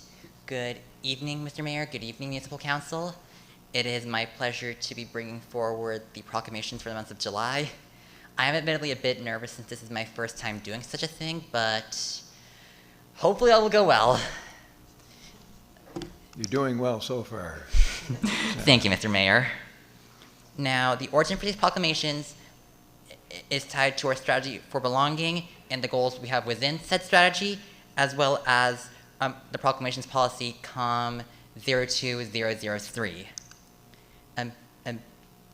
Our intent for this evening is to present the proclamation requests to Council for adoption in accordance with the municipality's proclamations policy that has been mentioned in the previous slide. As per section 4.1 of the proclamations policy, it's the policy of the Council to consider requests to proclaim certain causes when such proclamation would positively impact the community. As such, I bring forward to you this evening 1 month of significance and 1 date of significance for adoption. First and foremost, the month of July marks Disability Pride Month. The observation, while internationally celebrated, its basis lies within the United States, as the month commemorates the passing into law of the Americans with Disability Act on July 26, 1990. The law in question being designed to prohibit discrimination on the basis of disability. The observance of Disability Pride Month celebrates the disability community and also serves to challenge the stigma with disability and celebrate the vast diversity that makes up the disability community. Of note, 27% of the Canadian population, according to the census from Statistics Canada, whose information was published back in 2022, 27% of the population of this country over 15 years of age live with some form of disability, which would roughly amount to 8 million individuals within the country. And so it's important that we focus not just on showing how people with disabilities deserve to be loved, but also being able to get started with discussions on what we are doing and how we can change positively, not just within this month, but also going forward into the future. Next on our docket, I need to establish a bit of context, as within not just the County of Kings, but beyond that, we have individuals who do not identify under the gender binary of male or female, either identifying with both, identifying with neither, identifying somewhere in between, among other possibilities, falling under this umbrella of non-binary. This ties directly into the day of significance I'd like to request, that being July 14th, which marks International Non-Binary Day, set exactly halfway between the International Women's Day on March 8th and International Men's Day on November 19th. Started back in having been first declared back in 2012, this observance aims to raise awareness of non-binary individuals and also highlight the challenges that they face and raise awareness of them as well. Recognition of the day is important so we can raise awareness in support of the many non-binary individuals, not just within the County of Kings, but beyond, and also ensure that all people, particularly in this context, non-binary individuals, can feel welcome and respected for who they are as people. As you have most likely noticed on the agenda packages that you've been passed out before this meeting, a draft for both of the proclamations has been included in the appendices of the proclamation request. There are no financial implications for this decision, and this is aligned with the strong communities pillar of the municipality's strategic plan. In terms of implementation, what we recommend is publishing the proclamation to the municipality's website, and either alternatively or in tandem, making posts recognizing these observances on the municipality's social media platforms. Alternatively, council may choose to either proclaim one of these proclamations or proclaim neither of them. As such, this leads me to the recommendations that Municipal Council proclaim July 2024 as Disability Pride Month, and that they proclaim July 14, 2024 as International Non-Binary Day. Thank you very much for your time. Thank you, Samuel. Appreciate your presentation. Thank you very much. Council will now deal with your recommendations. The recommendations are that Council proclaim July 2024 as Disability Pride Month. If I may, I'll deal with them individually. Do I have a mover of the motion? Moved by Councillor Granger, seconded by Councillor Burgess. Any discussion on the motion? Councillor Armstrong. I just wanted to, first of all, I wanted to say well done. Thank you very much. For your first time. We expect to see you here many more times. And I just wanted to point out that you taught me something tonight that I can honestly say I never knew there was an International Men's Day. So thank you very much for that. Thank you. Thank you, Councillor. Any other questions? Debate? Then on the first motion, all those in favor or otherwise, please vote now.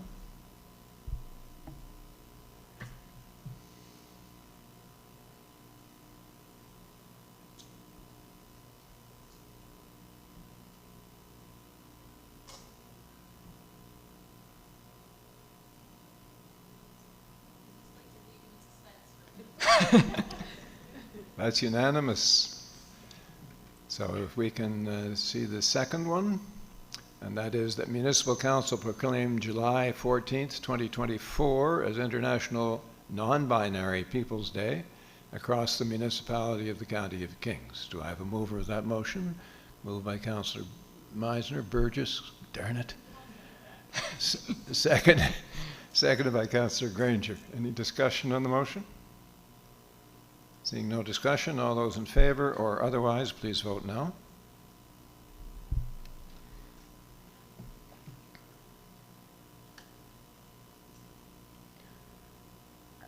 think your presentation must have been a good one, Samuel, because that also is unanimous. Thank you very much. Thank you very much, Mr. Mayor. So under administration, item B, amendments to policy FIN 05002, council and committee remuneration. The clerk, Ms. Postema, is going to present on that. Madam Clerk, when you're ready, if I can get your light on. There. Thank you, Mr. Mayor, and if you allow, I will present from here so that I can keep an eye on everything else that's going on my screens. So I'm presenting to you tonight on the council and committee remuneration policy. Some amendments are required in accordance with a motion passed by this council on July the 5th, 2022. So it's almost exactly 2 years ago. And the motion passed in 2022 reads that Municipal Council adopt the following proposed council remuneration rates to be implemented with the newly elected council in October of 2024 in current dollars, so that would be the 2022 dollars, $85,355 for mayor, $56,402 for deputy mayor, and $47,799 for councillors, to be adjusted by CPI annually per policy FIN 05002 to determine the rates for the newly elected council. And so that would be the main amendment to the policy, and that would be the update of those amounts per the July 2022 council motion, adjusted by CPI since 2022. And another amendment is the addition of the statutory authority for council to establish remuneration policies, and that's section 23, 24, and 202 of the Municipal Government Act. Financial implications: the proposed remuneration would result in an increase of $86,878, so that's per year, including the CPI adjustment, but not including benefits. So that's an increase from what council members are currently paid to what the new council would be paid following the October 2024 municipal election. And the increase has already been factored into the 24-25 budget. In terms of implementation, the amended policy would take effect with the new council following the October 2024 municipal election, and the amended policy would be posted to the municipal website at that time.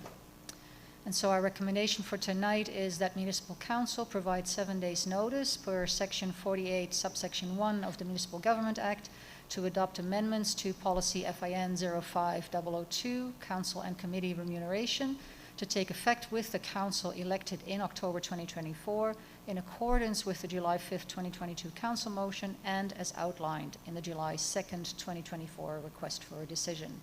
And I'll be happy to take any questions. Are there any questions of the presenter? Councillor Granger. Thank you, Mr. Mayor. I was just wondering why there were different numbers on page 43 of our package. The policy statements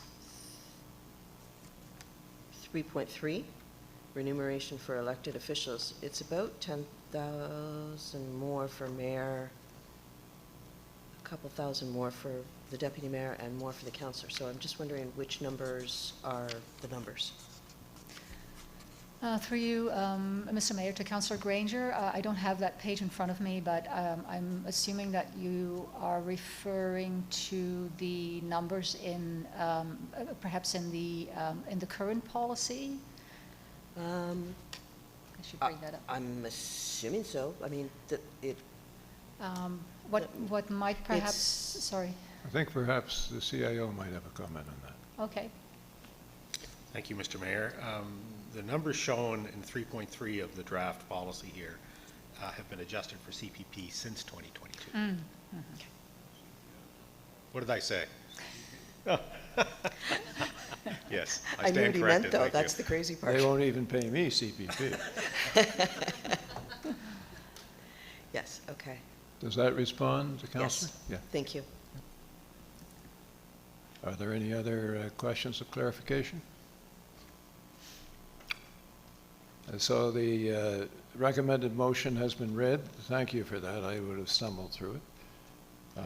Is anyone prepared to move the motion?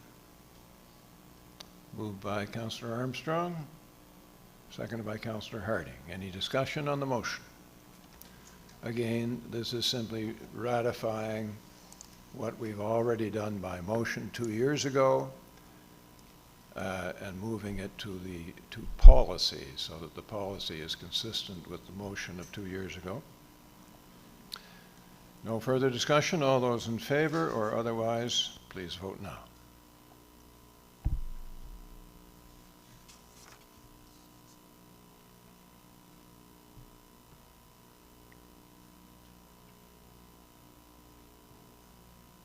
The motion has passed unanimously. Thank you. And that's the welcoming gift to all aspiring councillor candidates in the next election. That takes us to, I'm just looking at the clock where we seem pretty good on time. That takes us to item 9, financial services. A guarantee resolution, Valley Regional Solid Waste Resource Management Authority. And I'm sorry, Councillor Burgess, I didn't see your light. Sorry, I just wanted to interrupt before Greg started talking to congratulate him and his team on the third year in the row. We got that email just as we were here, so wonderful work to you and your team for all the work that you do in our financial department. Thank you very much and congratulations. Thank you.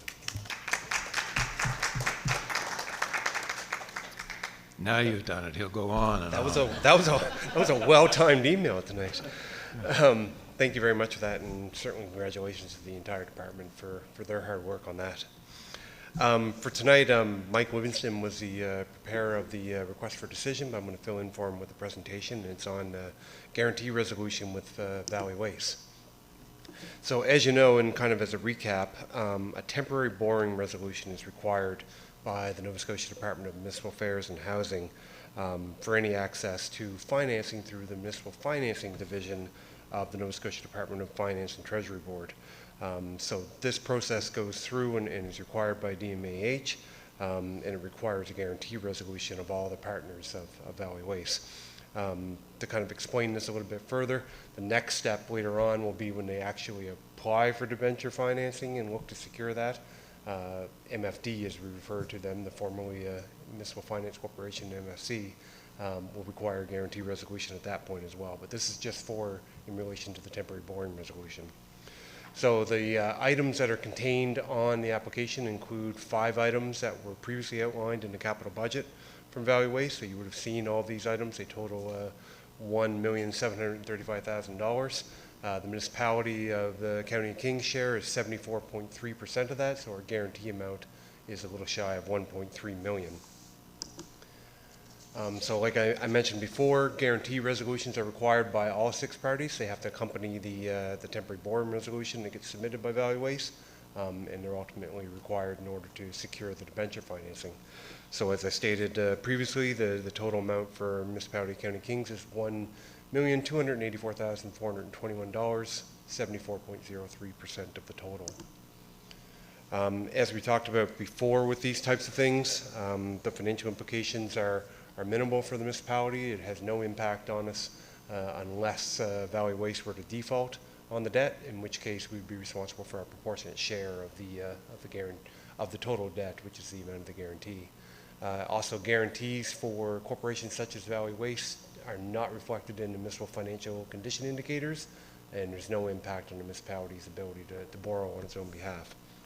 And like I said, all these items that are contained in here you've seen before at the budget that would have been presented back on February the 6th. So the recommendation tonight is just that Municipal Council approve the Valley Regional Solid Waste Resource Management Authority Municipal Partner Guarantee Resolution as detailed in Appendix A attached to the request for decision dated July 2nd, 2024 in the amount of $1,284,421. Thank you, Mr. Barr. Any questions of clarification of Mr. Barr before we take the resolution? Deputy Mayor. No no question of clarification, just a comment. Maybe I should save it for the motion. I'll just make it now. Sure. I just wanted to publicly thank Brenda Davison, who works with Valley Waste. We, of course, have an intermunicipal service agreement.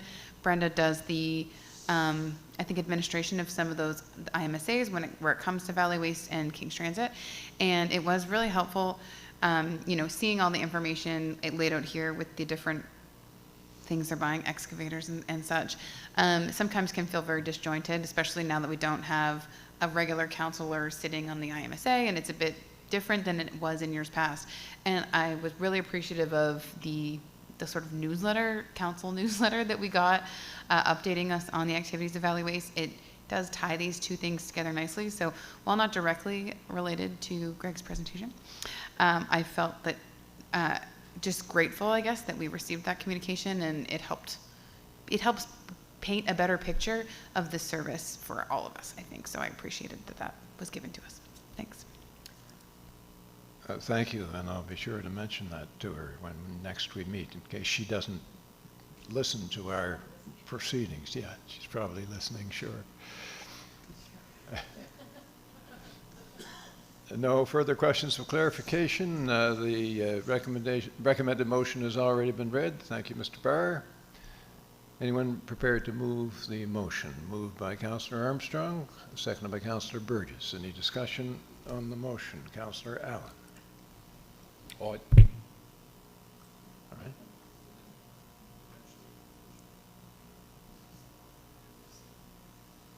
It's been moved and seconded. Any discussion on the motion? Seeing no discussion, all those in favor or otherwise, please vote now.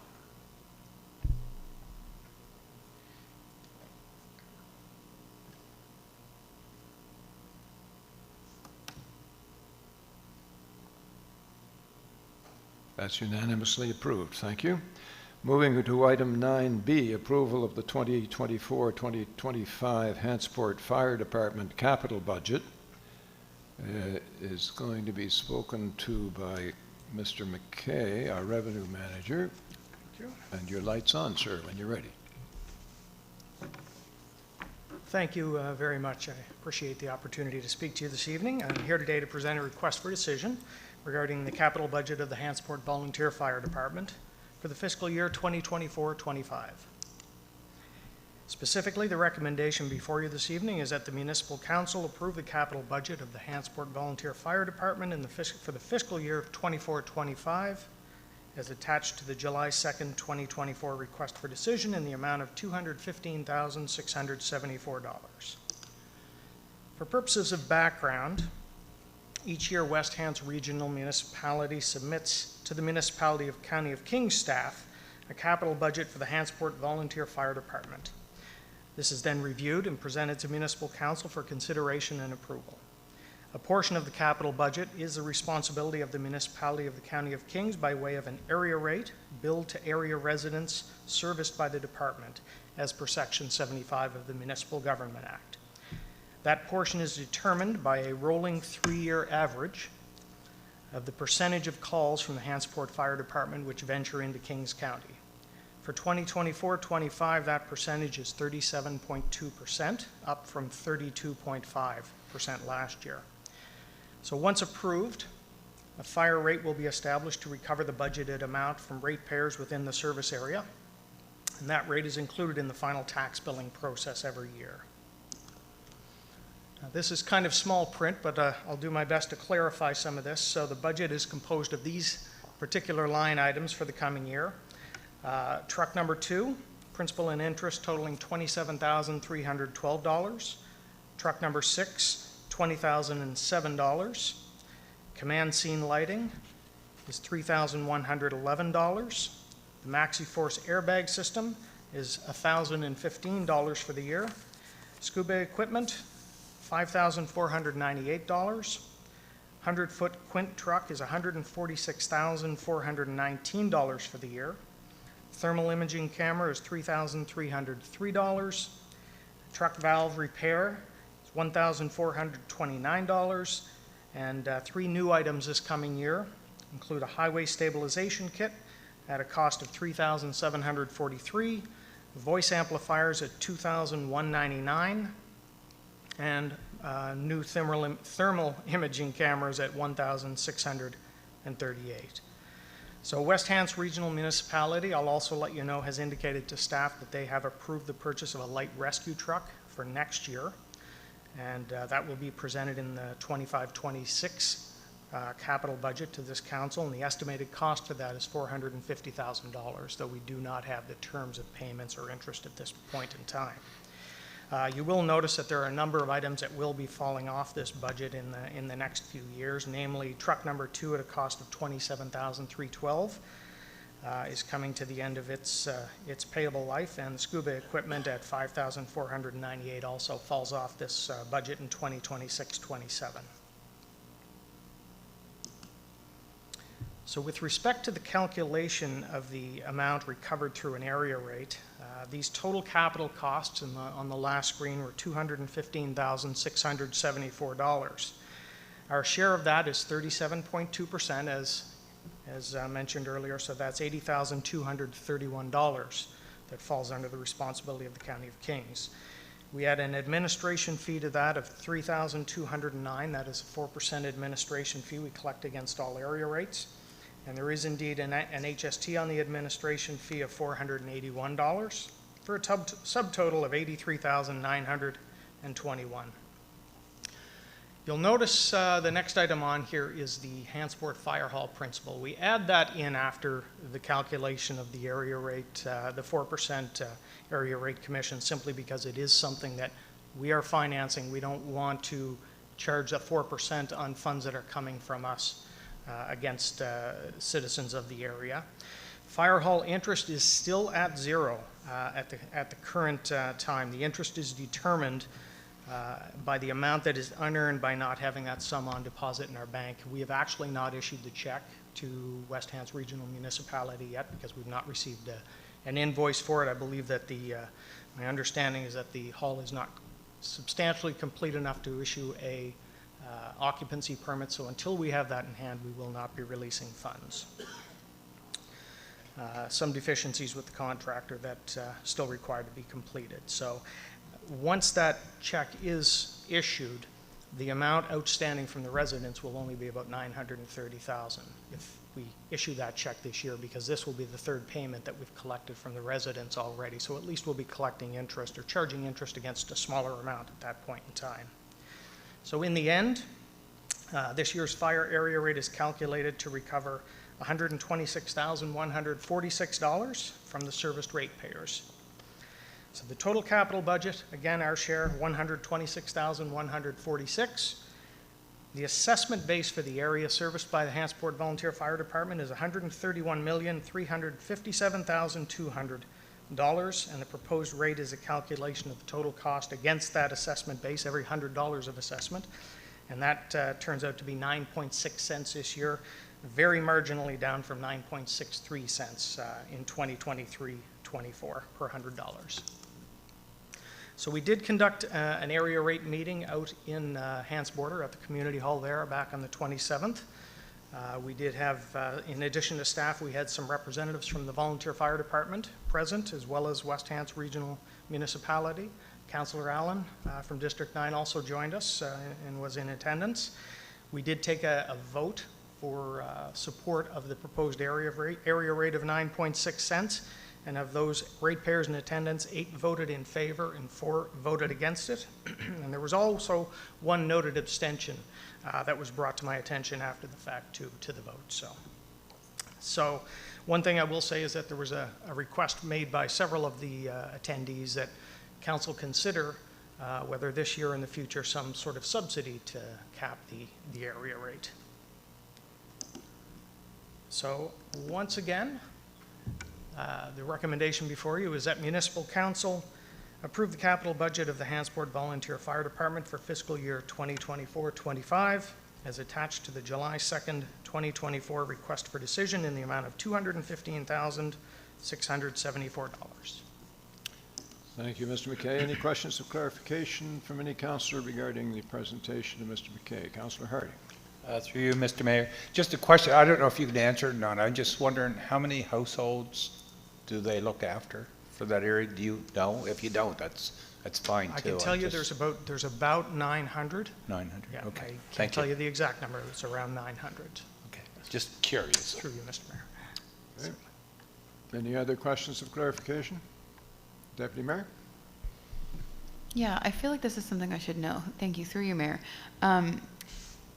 We receive more detailed presentations and requests for decisions for Hantsport Fire Department because we are jointly owners with the municipality of West Hants. Yeah? Is that part, like, sorry, I'll let you answer it and then I'll move on. Through you, Mr. Mayor. It is a unique area because the fire department that services the area is not in the county. It's outside of the county. So staff from the our municipality have to organize and hold that meeting. That's why we're a little more involved in that particular service area than any other. Okay. And when it comes to the fire department of, say, Berwick, where their fire department is also located in another municipality, why do we not receive a similar presentation? And I know this might be wrapped up again in the next conversation we're about to have with the Deputy CAO, but is that, what is the difference in those two departments and why we don't receive similar detailed budgets for Berwick's, for example, or even, well, Wolfville's is in Wolfville, Springfield is in Annapolis County, and we contribute. So just curious, like, where is the point at which this one diverges from the others? Through you, Mr. Mayor, there are lots of different agreements in place with, fire departments and commissions that are outside of our area. You mentioned Springfield as an example. East Dalhousie is the only area that we do not have an area rate for because we don't get a capital budget from them requesting to cover capital expenses for them. In terms of fire departments at, for example, Wolfville, Berwick, different agreements are in place. I hope I'm right with that. I know Rob's got a smile on his face over in the side. I know he's heavily involved with the fire departments quite often. But this is the only one that we are required to go out and be actively involved in organizing the meeting and holding it and reporting back what that budget is to council. We are required to approve it before we then calculate a rate and recommend it to council. That's extremely helpful. Thank you for that answer. And now I wonder if we're going to have 13 more RFDs by this time next year, but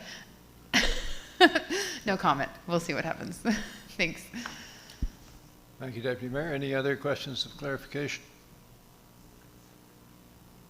Seeing none, the recommended motion, thank you, Mr. McKay. The recommended motion is that Municipal Council approve the capital budget of the Hantsport Volunteer Fire Department for the fiscal year 2024-2025 as attached to the July 2nd, 2024 request for decision in the amount of $215,674. Do I have a mover of the motion, please? Moved by Councillor Allen, seconded by Councillor Harding. Any discussion on the motion? Seeing none, all those in favor or otherwise, please vote now.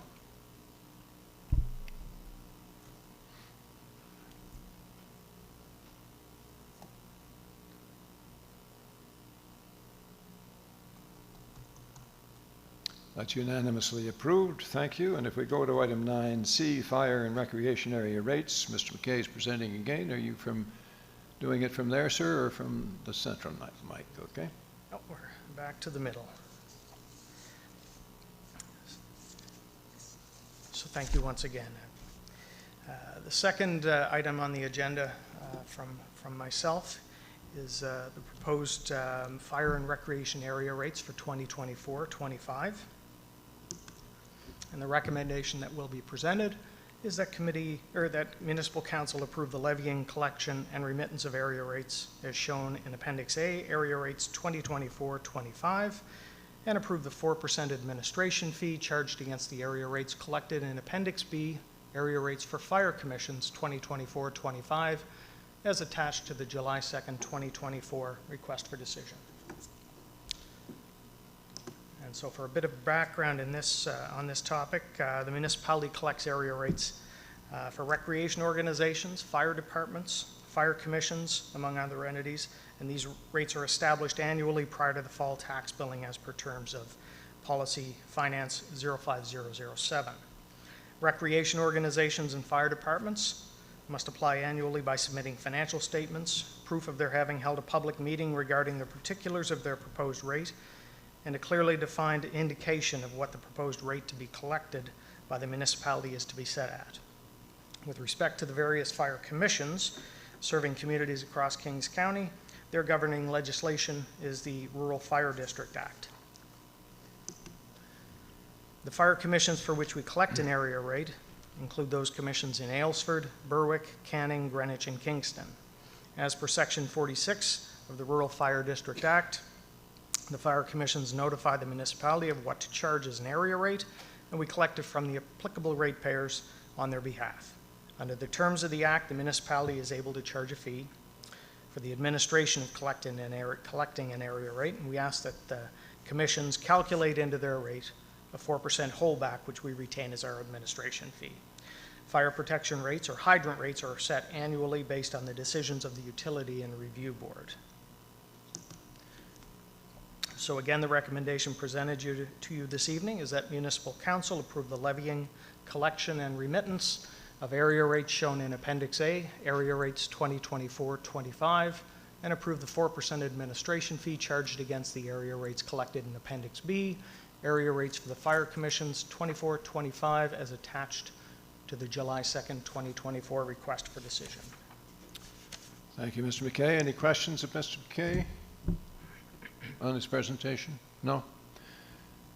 Deputy Mayor, you moving the motion?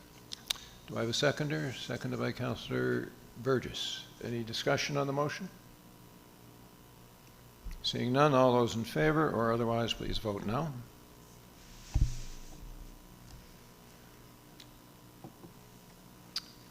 Deputy Mayor, you had your light on, I'm sorry. No, it was a, Okay. I'm actually wondering if we can take a 5-minute recess. Yes. Thank you. That's passed unanimously, thank you, and we'll take a 10-minute recess.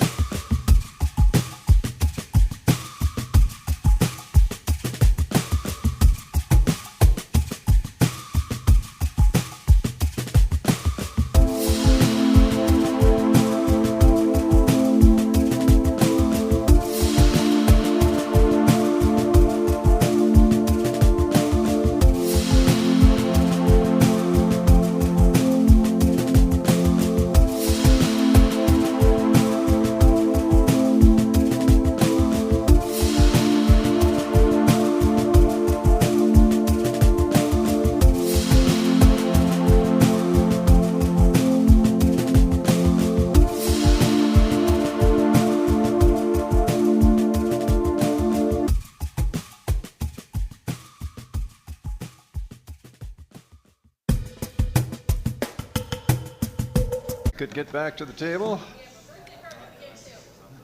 We're all invited to a 4-year-old's birthday party at the Deputy Mayor's house. Cake. Cake for the adults. Okay. Little control here, please, folks. Okay, item 10, recommendation from Fire Services Advisory Committee, June 20th, 2024. Fire and Emergency Services Providers Funding Policy is being presented by Rob Frost, our Deputy CAO. Mr. Frost, when you're ready. Thank you, Mr. Mayor. Good evening, Council. So I'm pleased to bring you tonight the recommendation from the Fire Service Advisory Committee regarding the Fire and Emergency Services Funding Policy. So I'll recap a little bit about this. I know we've been talking about it for a long time, but the intent of this new policy is to assist the fire departments in streamlining their budgeting processes, as well as with council when it comes to fire departments, to make agreements consistent or more consistent across the municipality. Certainly we talked earlier about how everybody's a little bit different when it comes to certain things related to fire, to improve upon a number of operations and how things are done from a financial perspective, and to ensure that the fire departments know that funding will be there on a continuing basis. So the process to date. So discussions have been going on about funding for fire for a very long time. It started just before COVID, and of course we got a little bit waylaid for about a year and then got back to the discussions. At the time, there was a lot of discussions about developing a funding formula similar to what we used to have in place many years ago. And basically, very good discussion, but we didn't get to an agreement with the fire departments. Last year, we began the discussion with Fire Service Advisory Committee about the development of a policy that would then allow us to sign agreements with each of the fire departments. And this is what we've been working on for about a year. This has been presented to the Fire Service Advisory Committee twice now, so we brought it to them back in May as the final draft. We've been working with a subcommittee for a number of months and then presented to them in May. Gave them some time to speak with their respective organizations, so a number of them had to speak with their fire commissions or villages or other entities to discuss this policy. And then we had a special meeting in June 20th. Just as one note, between those two meetings, I certainly made the offer to go speak to any of the fire commissions or villages that were interested in this policy that we were putting forth. Mr. Brown, myself, and Mr. Gibson did go to Waterville and met with the village of Cornwallis Square last week, I think it was, just to talk about the policy. And once we had a good discussion on it, they certainly seemed to be okay with the discussion.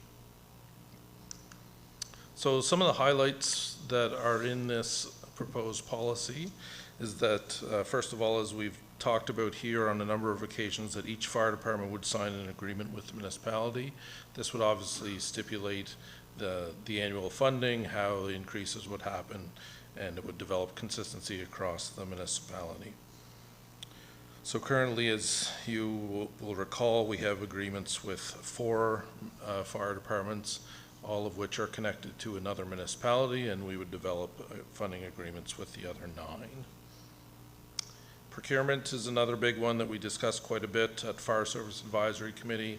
And basically, what is covered in this policy is the need for every fire department to follow the Nova Scotia Public Procurement Act, as well as the Canada Free Trade Agreement. There's certain metrics in that, but certainly we know that with different fire departments, especially some of the smaller ones, they're not always able to do that or not aware of the need to do that. So again, this will allow that to be put in place. We've also suggested that when it comes to the larger ticket items, so if you're buying a vehicle, which is typically over $500,000, we could assist them with that if they needed that support. Some of the other highlights, loan guarantees. This is something that fire departments are able to take advantage of through municipalities is to get loan guarantees through this municipality, through any municipality. This hasn't occurred here in Kings. I think definitely not since I've been here. I believe that we might have had one from Canning in the not too distant past. But again, it's just another mechanism that can assist fire departments in finding better funding or hopefully better rates. It's not always the case because they do get good rates through private lenders. And of course, policy includes the process for getting that guarantee with the province through the municipality. Mutual aid, that's certainly something. We have a separate mutual aid agreement, but the policy states that any fire department would be part of the mutual aid agreement, which they all are now, and that they would register annually with the municipality. Registration with the municipality just allows us to know exactly how many members they have, what services they're able to provide based on their training and equipment, etc. And then one of the last highlights is just the funding procedure. So it's very similar to the process that would happen now, just that we would need to ensure that they have workers' compensation, EAP, and that in place, and that their audit is up to date, and that the audit for each fire department would be completed by a registered auditor, and that any surplus funds at the end of a fiscal would return to the municipality. And just for clarification on that last point, as we stated to the Fire Service Advisory Committee, the intent would be that if there was ever a surplus, which happens fairly rarely in the fire service, that money would be held for the next year's operational use for that fire department. So it's not like it's coming back to a pool for fire, it's coming back for that specific fire district. Honorariums is something that we haven't quite figured out the exact process yet, but that is something that we hope to do by the time we start writing the agreements. So just what we have recognized, and as we've discussed here and at Fire Service Advisory, is that there's a need for a consistent model, that the Kings County Firefighters Association have discussed the models on a couple of different occasions. You'll recall that, I think it was last year, maybe even 2 years ago, they recommended that the honorarium was $1,000 for every firefighter. We've talked about that, but we've also talked about that it may be a better situation where if it was a kind of a per call basis, so that those that are showing up are getting paid on a scale type thing, probably with a bit of a base amount. So we have requested additional information from all the fire departments to try and dig into that a little bit more, so that we can hopefully have something in place when we start working through these agreements. And there's a lot of things, a lot of factors that we need to include in that. So then the recommendation that came from Fire Service Advisory Committee at the June 20th meeting of Fire Service Advisory was that Municipal Council adopt the Fire and Emergency Service Providers Funding Policy as presented at the June 20th, 2024 FSAC meeting. And I would leave you with that recommendation, Mr. Mayor, and I'm certainly open to take any questions. Thank you, Mr. Frost. Questions of Mr. Frost, Deputy Mayor. Thank you. Yeah, as most people know, perhaps, I was on fire services for quite a long time and was really involved at the beginning of this process. Very thrilled to see it in front of us this evening. So thanks to the WCAO for his extensive quality work that he's done on this issue. It's much appreciated. And yeah, I think everyone in the fire service that has worked with Rob knows that he's doing a really good job. So thanks, Rob. My question is, this conversation began on the premise of fairness. The current model of giving everyone an increase to budgets set at random 8 years ago now or whatever it was, wasn't fair. And then some of the early models we looked at of trying to standardize budgets, like, 30% for commercial zoning or depending on your structures, and then 20% called mileage and all these different, and none of those we could really boil down to fairness. Did we achieve it through this policy? Through you, Mr. Mayor, to the Deputy Mayor, I would say in part. I wouldn't say it's quite like the funding formulas where we had, said, well, based on this formula, you would get this much money. But what we will be able to do is through the contracts, through the agreements, is discuss where they are and have a really good discussion about their funding and move forward from there. So what we have said to the fire departments is that certainly we're not looking at reductions of current levels, but there may be adjustments moving forward, as in some departments we may have that discussion with them and say, you're not receiving enough to operate, so we will recommend a change to that, whereas others might be held closer to where they are. Mm-hmm. And then, it's a follow-up if I might? Please. So one of the discussions when we were in fire services was fairness between departments. Did we achieve fairness for the municipality and for the ratepayer who pay this fire grant funding through the general tax rate? It's not based on anything like your proximity to service or your quality of service or the amount of extra service you might receive. It's not based on anything except it just comes from the general tax rate and goes to the departments. And so did the municipality achieve fairness? Through you, Mr. Mayor, to the Deputy Mayor, in that instance, I would say we're definitely closer to fairness than we were, because we will have, we wanted to make sure that fire departments were receiving enough funds, but also that they had the capability to provide the service that we would like to see. So with the registration as an example on an annual basis, which we don't always get now because it's not a requirement, we will have a better ability to look at that and comment on that and discuss that. And then with the longer term growth in the contracts, we'll be able to better manage the fluctuations of up and down funding. So I believe we're improved in that area for sure. Great. Thanks, Deputy Mayor. Councillor Armstrong. Thank you, Mr. Mayor. Thanks, Rob. If this is passed tonight, we're giving 7 days notice. So we're into July. If everything rolls along as I hope it does, how many contracts out of the 9 do you think we can have in place before we start looking at a budget for the next fiscal year, or the next council looks at for the next fiscal year? Through you, Mr. Mayor, to Councillor Armstrong, I'm optimistic. Maybe I'm always too optimistic. But it's the hope that we get the 9 done before the budget. Now, that will be tight.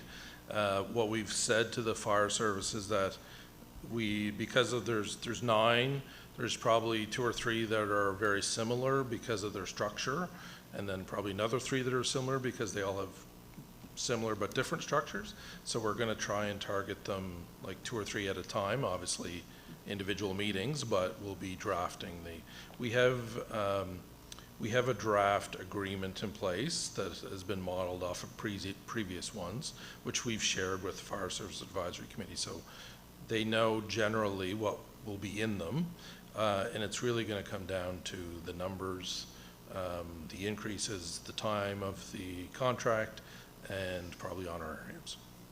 Okay. And the only other one I have is once all contracts are in place and we've worked out all of the negotiations or whatever as far as honorariums go, will FSAC, Fire Service Advisory Committee, cease to exist? Through you, Mr. Mayor, to the councillor, certainly can be a discussion that we would have down the road. It would take a big piece of that work that happens. I do believe that there's still a place for either the same committee or something similar, but maybe in a little bit different manner. Certainly the discussion around funding has taken pretty much all of the meetings for the past number of years. Well, I do believe that was why it was set up. Well, okay. News to me. I think that the funding part of it was a big reason why it was set up in the first place.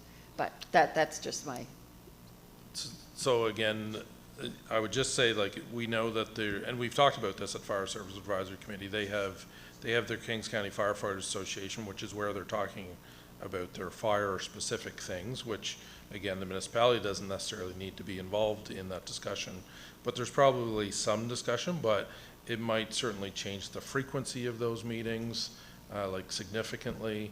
Representation might change significantly, that type of thing. But that would be a discussion that we'll have to have in the future. Thank you. Okay, thank you, Councillor. There are no other lights up. The recommended motion is that Municipal Council provide 7 days notice per Section 48 Sub 1 of the Municipal Government Act to adopt policy PRO 10-005, Fire and Emergency Services Providers Funding. Do I have a mover of the motion, please? Moved by Councillor Granger, seconded by Councillor Burgess. Any discussion on the motion? Seeing none, whoops, there is one. Councillor Armstrong. I just want to say that I think that this is wonderful. It's something that's been a long time coming. It's nice to see that the Fire Services Advisory Committee sees this as a step forward and a way for them to be able to be funded in a way that is consistent and specific to their department. I've never been a believer that you can put 13 people in a room to discuss something and expect them all to agree. Someone's always going to lose, and if you are looking out for everybody else, you're not looking out for yourself. So I'm anxious to see this happen. I'm anxious to see the contract signed, and I'm anxious for us to get to a place that is agreed upon for our honorariums. I do believe that honorariums should be something that's based on participation. And I don't believe that it should exceed what the federal government and the provincial government are giving. I believe $1,000 does do that. So anyway, I look forward to those discussions. Thank you. Thank you, Councillor. Deputy Mayor? Yeah, thank you so much. I'm also relieved and happy and thrilled. This feels like something that, you know, as a counselor, being here for almost 8 years, that was on my list of things I really wanted to see through to finish, and that to see it happen. And I just valued so much of the time that I spent on Fire Services Advisory Committee and getting to know the chiefs and deputy chiefs and firefighters. And it was truly a highlight of the last 8 years. So just to see it cross the finish line is really wonderful. And then I was remiss, I guess, too, and when I thanked Rob, but also the folks who sat on the subcommittee for funding. I know, you know, that started back even when Paul Spicer was still on council, so prior to the last election, and he was one of the initial folks on that subcommittee. It obviously changed a couple times, but anyone who had a hand and who dedicated that extra time, all the chiefs, to coming to the table and helping find solutions and being engaged in that debate, really appreciate all that effort and all that extra time, and it has truly made a difference. So thank you very much. Thank you, Deputy Mayor. Councillor Granger. Thank you, Mr. Mayor. Just wanted to say to Rob, I'm really grateful for his patience, his delivery, and his diplomacy in the last 4 years. It's been fun to watch how it all goes down. And I have to say, our deputy CAO really put his back into this one. So thanks for that. Thank you, Councillor. There's no need for me to speak because I endorse all the comments that were made. So the motion is that Municipal Council provide 7 days notice per Section 48 Sub 1 of the Municipal Government Act to adopt policy PRO 10-005, Fire and Emergency Service Providers Funding, as attached to the July 2nd, 2024 request for decision. If you're ready to vote, all those in favor or otherwise, please vote now.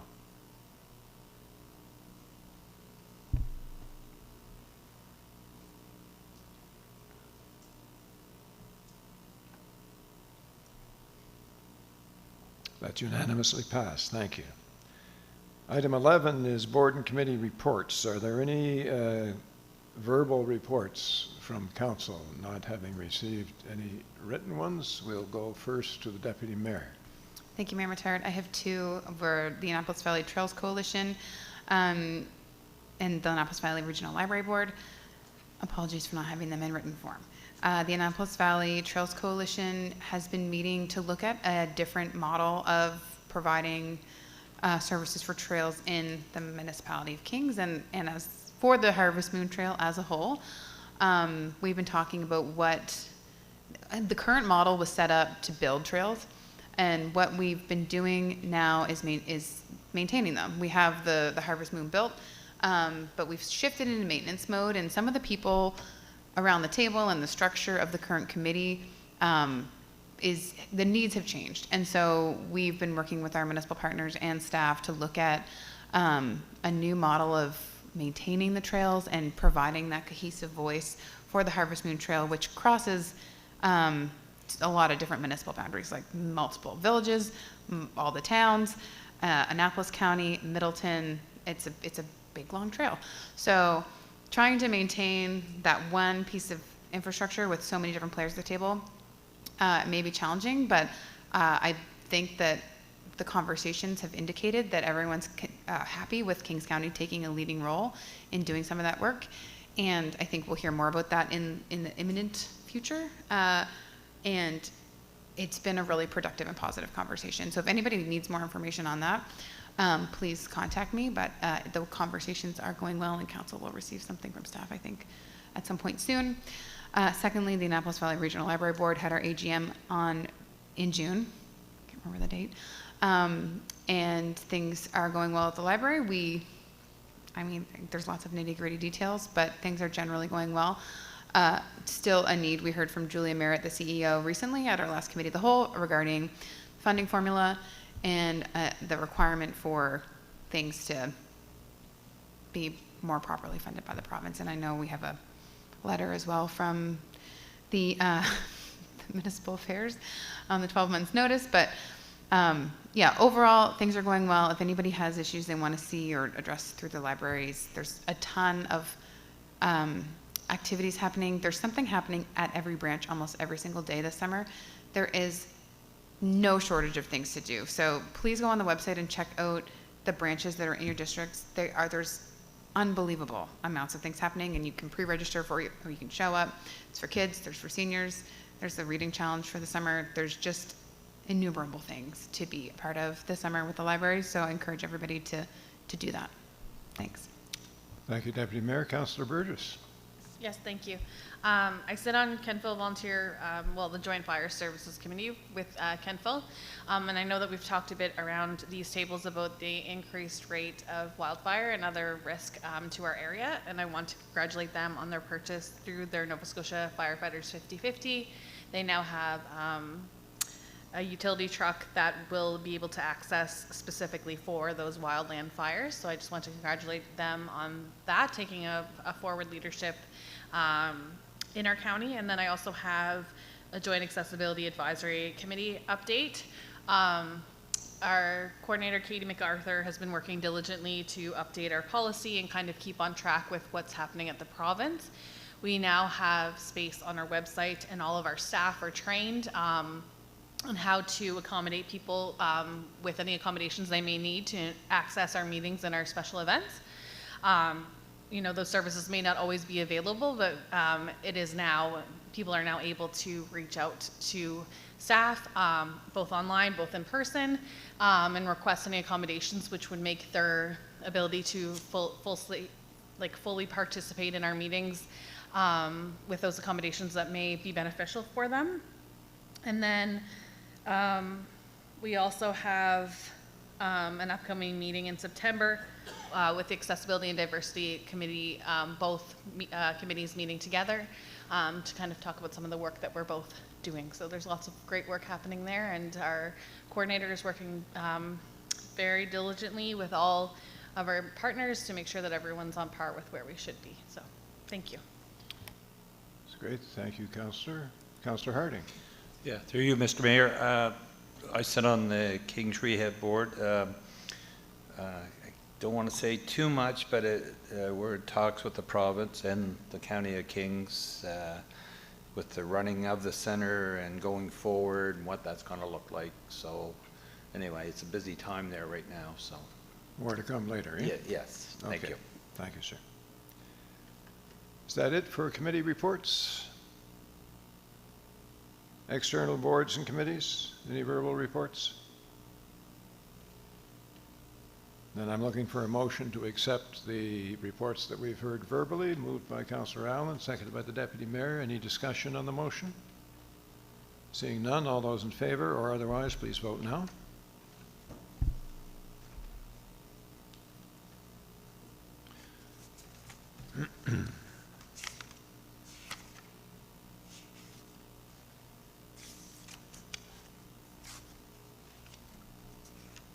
That's unanimous, thank you.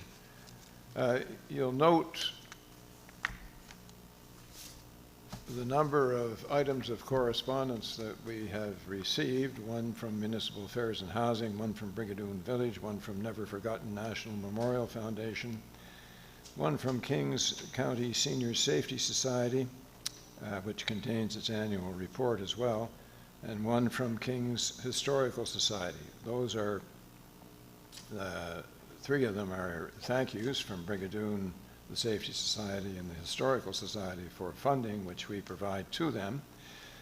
The Never Forgotten National Memorial Foundation is the foundation that was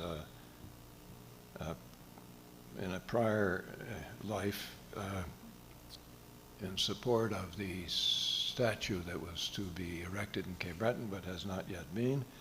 But they send materials now every year associated with remembering and honoring our veterans. The Municipal Affairs and Housing one, as the Deputy Mayor has alluded to, relates to the fact that NSFM, the Nova Scotia Federation of Municipalities, is to receive a letter from the government a year in advance of any plans of which they are aware that are going to affect financially municipalities. So this letter is essentially from, it's a letter written by Minister Lohr to the president of NSFM and then forwarded on to the municipalities. A number of the items deal with things that will in fact affect our bottom lines throughout the province, each municipality. Others are speculation as to whether or not one might be affected financially. But specifically, I would point you to the references to the RCMP labor contract and the salary increases associated with that. They are not aware yet of the number, but you can depend, I think, on the fact that we will be faced with having to deal with increased charges for the RCMP at some time in the future. Firefighters' compensation regulations, the letter speaks for itself with respect to those matters, but very specifically under the Workers' Compensation Act, there have been actuarial assessments done regarding the impact of cancer claims. The statement of provincial interest with respect to housing, of course, you're all aware of.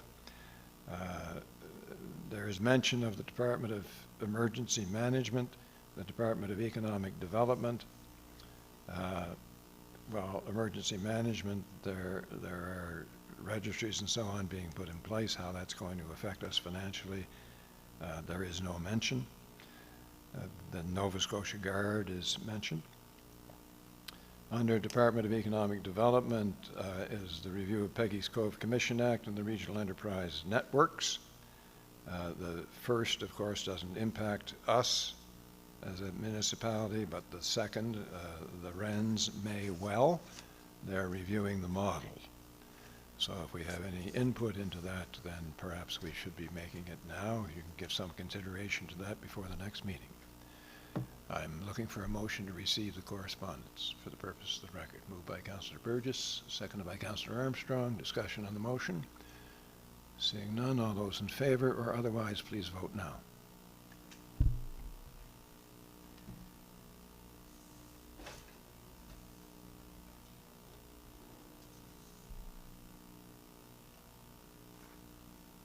That's unanimous. Thank you. Is there any other business to come before the meeting?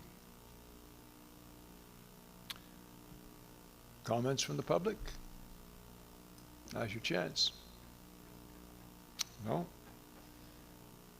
Then I'm looking for a motion to adjourn. Moved by Councillor Allen, seconded in 14 different places. But we'll take Councillor Granger's second. All those in favor or otherwise, please vote now.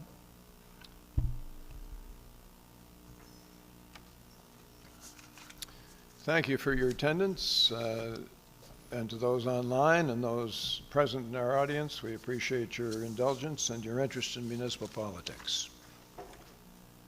I wish you all a good evening. We are adjourned.